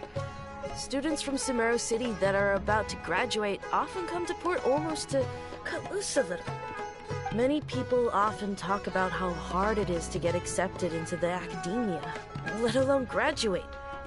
But those who finish their studies and go on to become full-time researchers at the academia have it even harder. I must need Geodite. You're gonna get him. I can 100% guarantee you. Sure, we may not be Sumeru City, but Port Ormos offers beautiful scenery and a stress-free environment. Some even say it's good luck to come to Port Ormos, so students and researchers come flocking here when things get to be too much at the academia. Ah, you see over there? Those are students from the academia. Really? They've been looking worried and miserable ever since they got here a few days ago. If you ask me, the life of a merchant is better. So long as the Akasha teaches us what we need, then life is good. Those students seem to be discussing something. Let's see if we can listen in. Yeah, good idea. That guy does smooth talk all day. Let's see what's going on. Maybe get some intel as well. It's no good. I've tried asking around, but I haven't been able to learn anything useful. Not to mention that a bunch of scary-looking Eremite mercenaries have been posted along the streets now. There's been a lot of fighting between the different Eremite factions in Port Ormos. If we choose to move on our own, then it would be wise to steer clear of them. Especially the group that's constantly shouting some stuff about the Scarlet King and some resurrection. I've even heard that the Citadel of Regzar is starting to get fed up with them. What was that group called again? Ein something or other? They're called Ein El Akhmar. Today, I heard that the thing we're after might be in their possession at the moment. Really? Wait, come again? Don't you see? Many of the Eremites in Port Ormos deal with trading this kind of thing. They're usually pretty wary of outsiders, but not so with students of the academia. It's because the kind of goods that students are looking for aren't the kind of goods that Eremites are after. As long as they know you're a student, then deals can be made. I've heard that Ein El Akhmar likes to set up shop at the Jafar Tavern. Supposedly, if you're willing to part with 500,000 Mora, they'll give you info on anything. Wait, did you say 500,000? If information alone costs that much, then how could we ever afford to buy what we're looking for? I guess we might as well give up on trying to graduate this way. Huh? I wouldn't worry too much. Our field of research is very niche. Who else could possibly be after that kind of shady knowledge? I bet it's practically worthless to anyone aside from us. Well, I guess that makes sense. Then the only thing left for us now is to find a way in. Why don't we all just pool our money together and pay for the information? Really? How did the stream get here? You probably saw it in the home screen, but I'm gonna get. Hold on, let me actually answer this question again. How did this stream get here? You probably got my you probably got one of the videos recommended by you, or it's probably because you've have you started on my channel? I think that might be possible, because I know whenever I watch videos, community posts would just pop up. So that could be a possibility. But welcome, by the way. Whoa! Did you hear that? A niche field of research and shady knowledge? It all sounds pretty suspicious to Paimon. Is knowledge something people just buy and sell like that? Probably I was just looking for something to listen to while I'm drawing. Oh hey, I'm also a sub. So I'm glad you're a subscriber. Welcome, as I said. Anyways, it's very suspicious indeed. So, what's your plan? Let's go to the Jafar Tavern. Wait, didn't you hear what they just said? Buying information is going to cost us 500,000 Mora! Have you lost your mind? Reliable information is worth the price. Oh, alright. Paimon never thought she'd agree to parting with that kind of Mora. But if you know what you're doing, then we should give it a shot. Hopefully I know. Alright, go to the not too late to say that. Let's go together. Go to the cavern. Okay. Oh wait, am I going the wrong way? What the heck? Let's go over here. I'm still need to go. You know what? I'm too lazy to run around. I'm just gonna break Staryu up.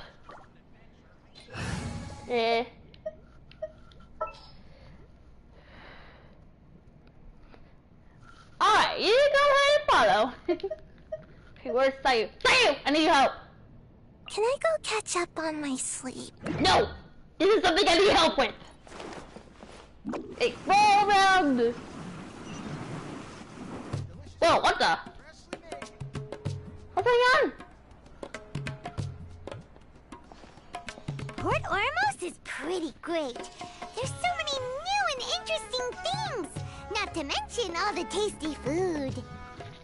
Sumeru's largest commercial port sure lives up to its name. Look at all the merchants. And everyone seems excited just to be here. Not quite excited as Paimon. Alexandra's here to sim for Diluc and Kaya. Oh! A fellow of culture, I see. I also sim for Diluc. How did things end up like this?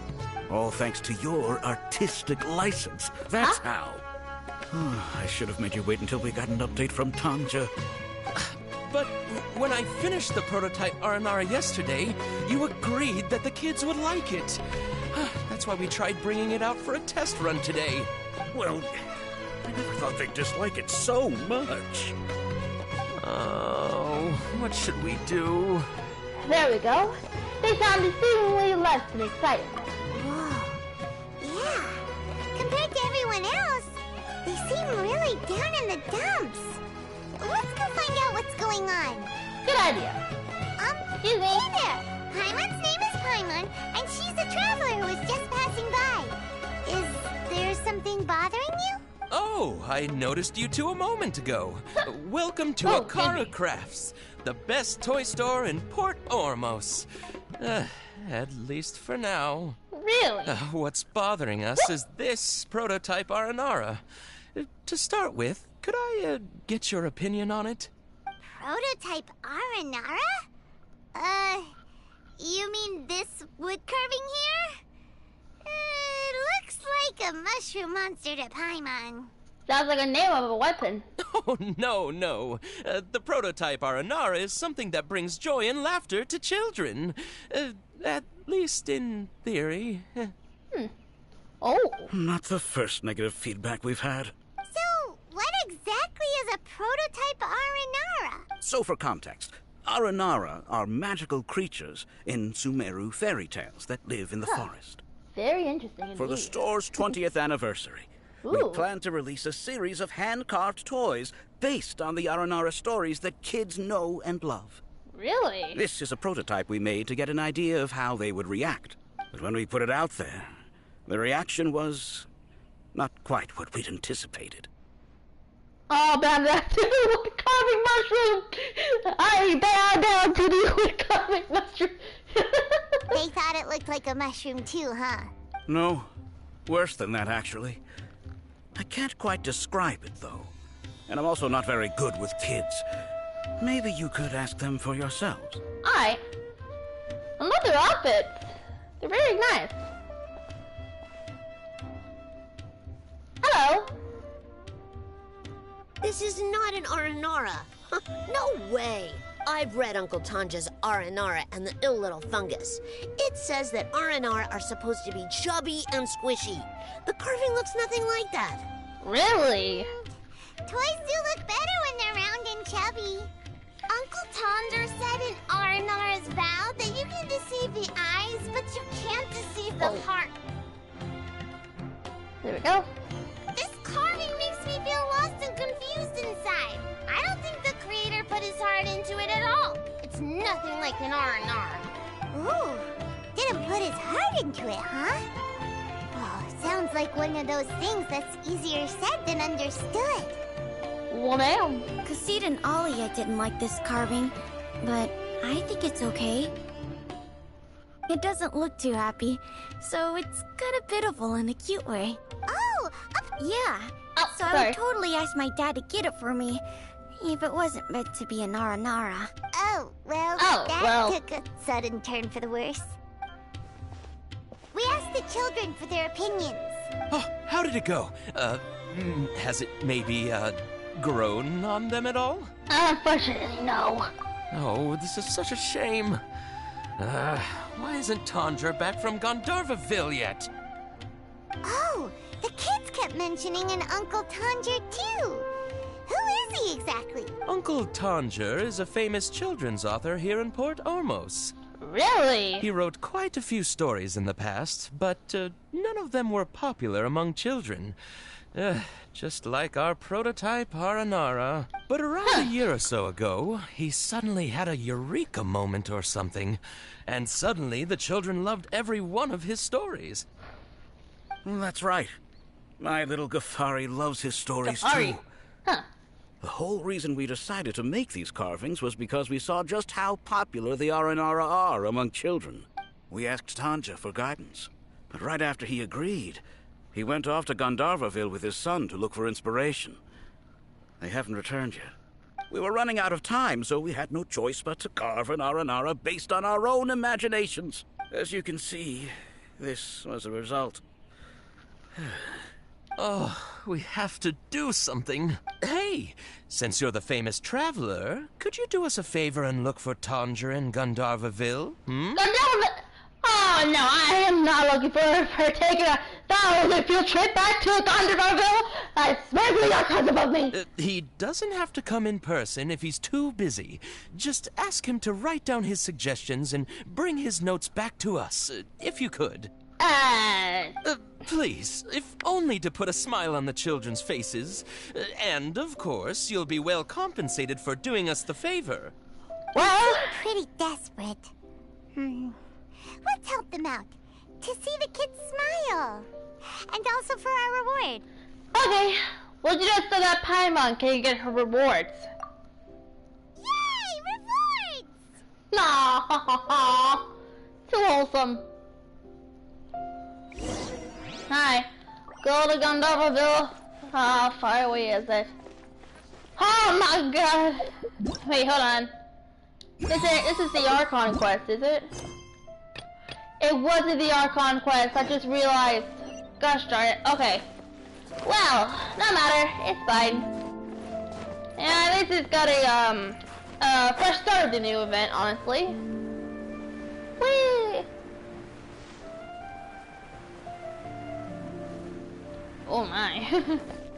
This is the place we heard those students talking about. Yeah.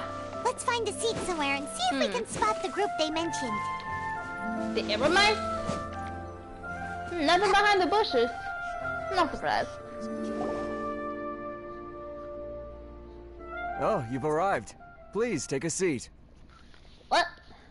So, they think that they can go toe-to-toe with the boss? Huh? Once we reclaim the power of the Scarlet King, they'll be the first that the boss punishes. They're nothing to be afraid of. Our main rival now is the Caracal Battalion. What? They've also amassed a significant amount of more this time, so we mustn't underestimate them.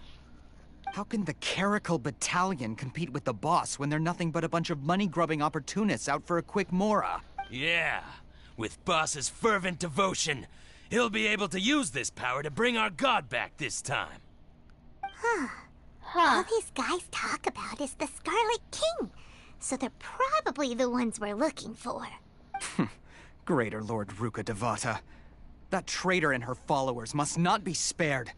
The day will come when the Scarlet King exacts vengeance on Sumeru, and all of them shall be punished. Greater Lord Ruka Devata is a traitor? Yeah, Paimon was wondering what they meant too. We should ask about that if we get the chance later. I wouldn't recommend dealing with the Eremites in Port Orthos. I wouldn't, really. Okay, gather some information. So I go on Operation Yelon mode, huh? Guess I'll have to gather some intel. Huh? Who are you? What do you want? I'm a traveler. A traveler? Now's probably not the time to talk about that. Didn't the students say Eremites are wary of outsiders? Oh, right. I'm a student from the academia. A student? What's a student from Sumeru City doing in Port Ormos? I'm looking for info about a certain something. Ah, well, if it's info you want, you've come to the right place. The question is, can you afford it? Huh? Huh? What is this, some kind of joke? Oh! Sorry. She must have grabbed the wrong amount. Hey, what do you think you're doing? I'm sorry. Had it over 500,000 more. Wait, you are the way from...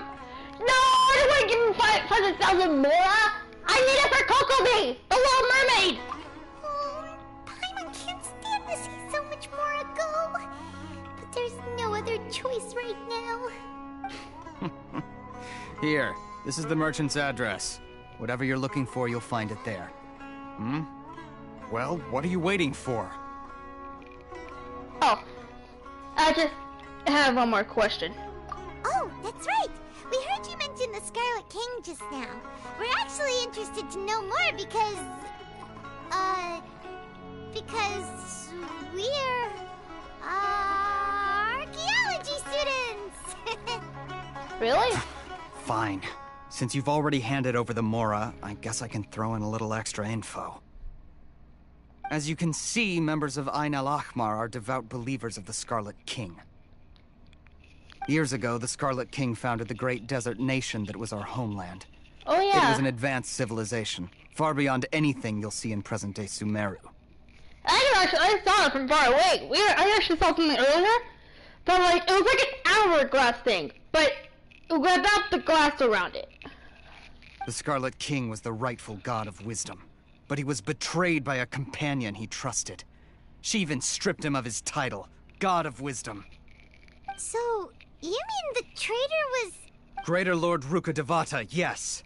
That shameless wretch destroyed the Scarlet King's civilization, and our ancestors were forced to flee to this land, where we were made to suffer the tyranny of our enemies. Furthermore, she conspired with the Academia to cover up the truth of her actions, and create the merciful and benevolent facade for which she is now known.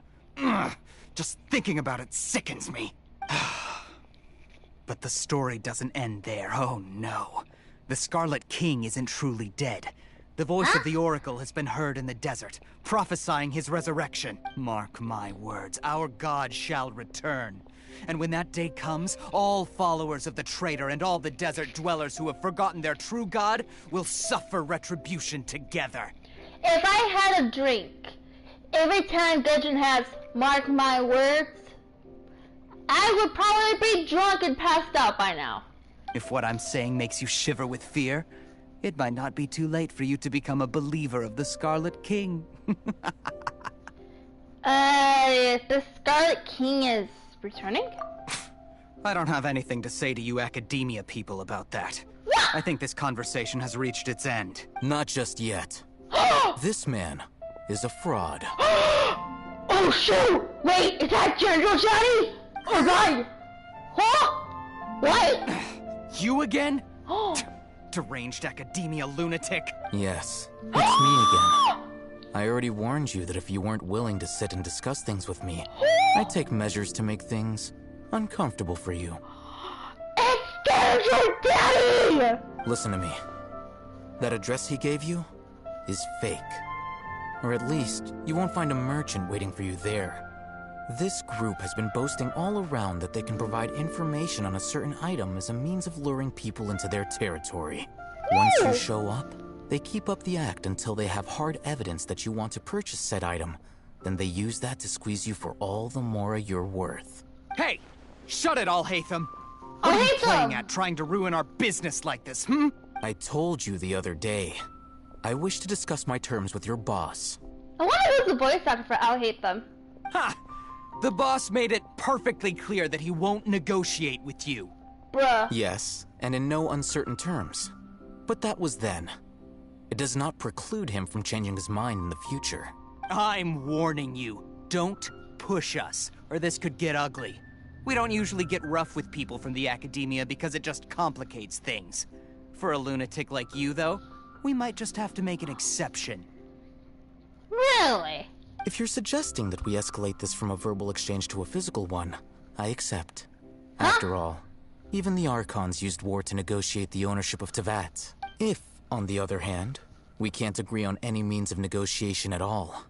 Then I'm afraid my next course of action will sting a little more than the mere falling through of a few business deals. I will jeopardize the Eremite's reputation, which I know you value above all else. I am quite confident that if I began to take such action, your boss would willingly approach me himself. However, I fear that by then, some things will have happened that cannot be undone.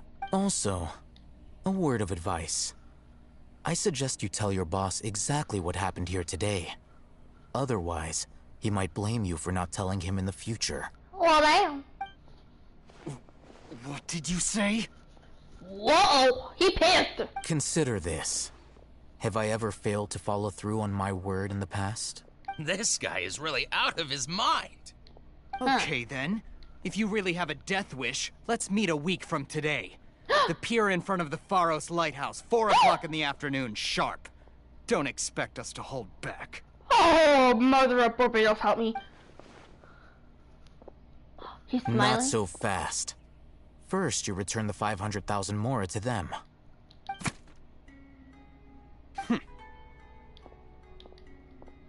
Thank you. I may need that. Please, I beg you, don't provoke them. We can't afford any trouble with this crowd. They haven't even paid for their food yet. Ah, Mr. Iman. There appears to be fewer staff in the restaurant recently. This wouldn't happen to be because they're all busy spreading the word to the students, would it? Someone who chooses to do business with a group like that really can't afford to get so flustered the instant someone confronts them about it. Consider the meal compensation for our silence. I'd say you're getting an excellent deal. Really? Whoa, did you see that? He not only got us our Mora back, but sent the Emirites running too! Yeah, they did! Yes, he seems to know a lot about what's going on around here. Let's catch up with him and ask some questions! Good idea! He went that way! After him! Wait! I gotta get to him! I gotta get to him! Daniel, Daddy! Wait for me! Where is he? There he is. Maybe. Wait up! It's Al-Haytham, right? What do you want? Thank you for your help back there. No need for thanks. My goal was to get to them, and you two gave me just the opportunity I needed. We're even.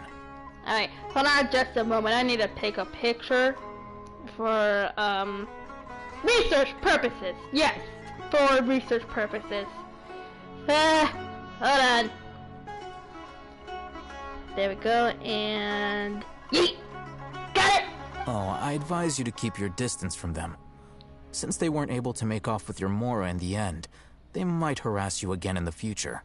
You sure are hype. Yes, I am. All right. Goodbye. Wait! Daddy! Wait! I have to tell you! Hold your horses! We still have something to ask you about! Since you tore through their scam right in front of them, you must know the real story about certain something, no? Who exactly are you two? And why are you inquiring about that? I'm a student from academia. A student? Right. Look, you should know that those thugs conducting business with you had nothing to do with your lie. Perhaps we can also talk terms? Huh? Oh, yeah! She's really strong! Weren't you saying something about a physical exchange? We can help with that. She doesn't even have a vision. Forget it. What? Dad! Come on! Maybe not, but she can still use elemental energy. Otherwise, there's no way we'd go asking for info from from guys like that. Those high-headed thugs are definitely gonna bring a lot of backup for your next meeting. Even if you don't go alone, you won't regret taking us with you. Well, hold on. I'm gonna take another screenshot. Like I said, it's, for research. There, I got it. All right, I accept. Got a pen and paper? If you're searching for someone who sells that kind of merchandise, I'll give you one of their addresses, and you can try your luck. Liar! What? No! What are you talking about? We'll reconvene at the appointed time by the pier. It doesn't matter if you show up or not. So, since you were happy to give us this merchant's information, does that mean you can tell us exactly what we're after? You were willing to part with 500,000 mora for something and you didn't even know what it was? Okay. Well, if you truly are as skilled as you claim, then you can beat the answer out of them when they become hostile. Look, if you've been making inquiries, then you have to know something by now. Tell me what you know so far, so I don't waste time repeating information. We know it's connected to the Academia somehow, and that not only do the Eremites deal in it, but some students want to get a hold of it too. What else? It seems like some kind of knowledge. You know almost everything there is to know, but you're unable to compile this information because you've never seen the object before. This is what you've been looking for. Whoa! Paimon can't tell what it is. It looks like some kind of ornament.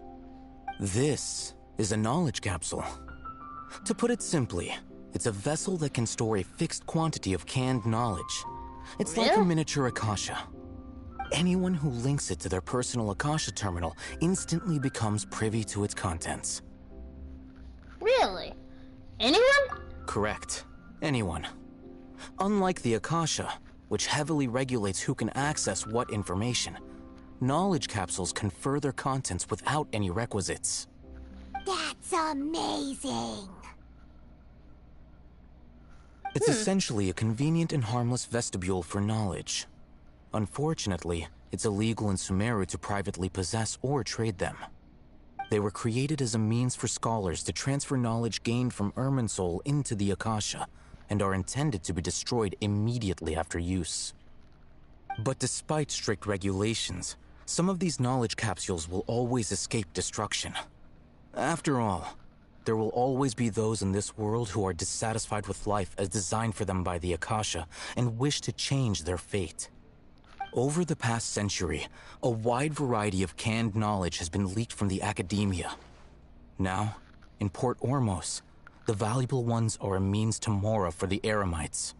Meanwhile, those which the Eremites deem to be useless to them occasionally prove useful to the common citizens and hapless Academia students. Okay, there we go. My video was buffering. I think that about sums it up. I heard that the Academia lost something recently. Oh, so that's your true objective. I want to learn more about it. With our current arrangement, I don't believe I can offer an answer. What do I have to do? You're still resolved. Fine. Let's talk somewhere with fewer people. Oh dear. Okay, there we go. Hold on a sec. I gotta put my whoop. Okay, there we go. Now I put my phone on the charger so that I can check something. All right. Let's go this way. Yeah, I'm just gonna use Sai over here. Anyway, I go! Let's continue our conversation here. If you wish to learn more about the knowledge capsule that the Academia lost, then you must help me with something. What is it? I need you to find someone named Dory, a traveling merchant. Dory, okay. Unlike the peddlers who hawk inferior knowledge capsules, she often has quality goods in stock. Really? Some say that as long as there is profit to be made, there is nothing she won't dare to sell. Alright, hold on just a moment. I gotta do the same thing again. Just bear with me. Got it. Alright, continuing. She's guarded against people from the Academia because most of her wares don't comply with Academia regulations. I think she blacklisted me. What? I met with her informant, but it soon became clear that they had no intention of letting me get any further. Become one of Dory's customers and earn her trust. This is my condition for further collaboration. Alright. Why do you want us to meet with her? Until you complete this task, you don't have question privileges. Fine. So how do we go about doing this? You two are outlanders who haven't been here for long, so Dory should view you as safe clients. Beyond the password, though, I have no way of knowing what other tricks she might have up her sleeve. You'll have to improvise. This is kind of nerve-wracking. The true challenge begins after you meet her. She has a keen nose for Mora and a shrewd eye for wares, and she only likes customers who she deems to have good taste. I'll prepare some funds for you. Buy her highest quality wares and earn her approval. Alright. What? We only just saw a knowledge capsule for the first time. We don't know how to tell which ones are good and which ones are bad. Is that something we can learn quickly? That's true. Have you two heard of elemental sight? I can use it. Oh? That's a surprise. Guess I'll have to hold you in higher regard. Anyway, that ability should resolve your issue. Ooh. Hey, wait, where's he going? Daddy, Here are where 2 you going? knowledge capsules. Oh. Tell me, can you detect any difference in their quality?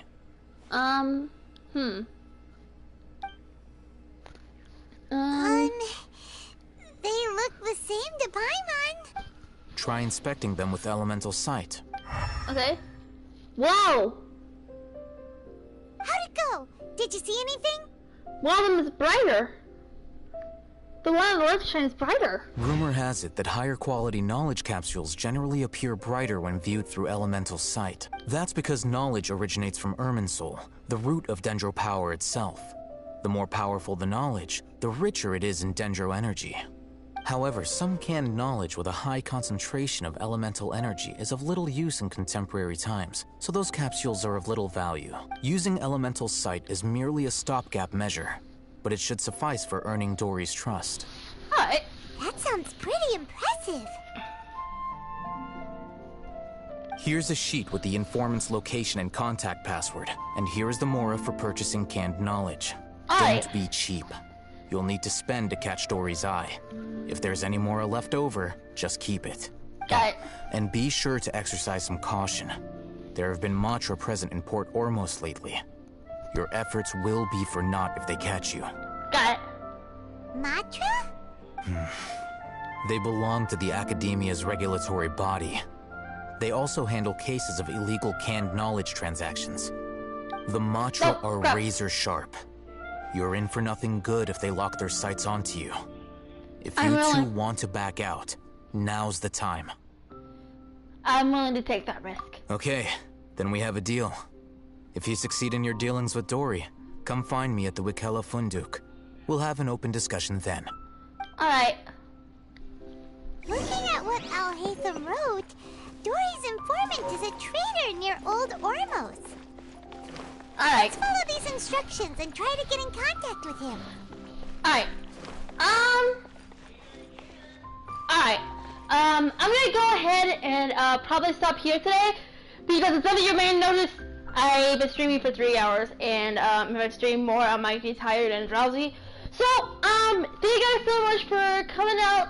The next time we do this, we're gonna meet up with Dory, and as always, I'll see you guys in the next video or stream, that is.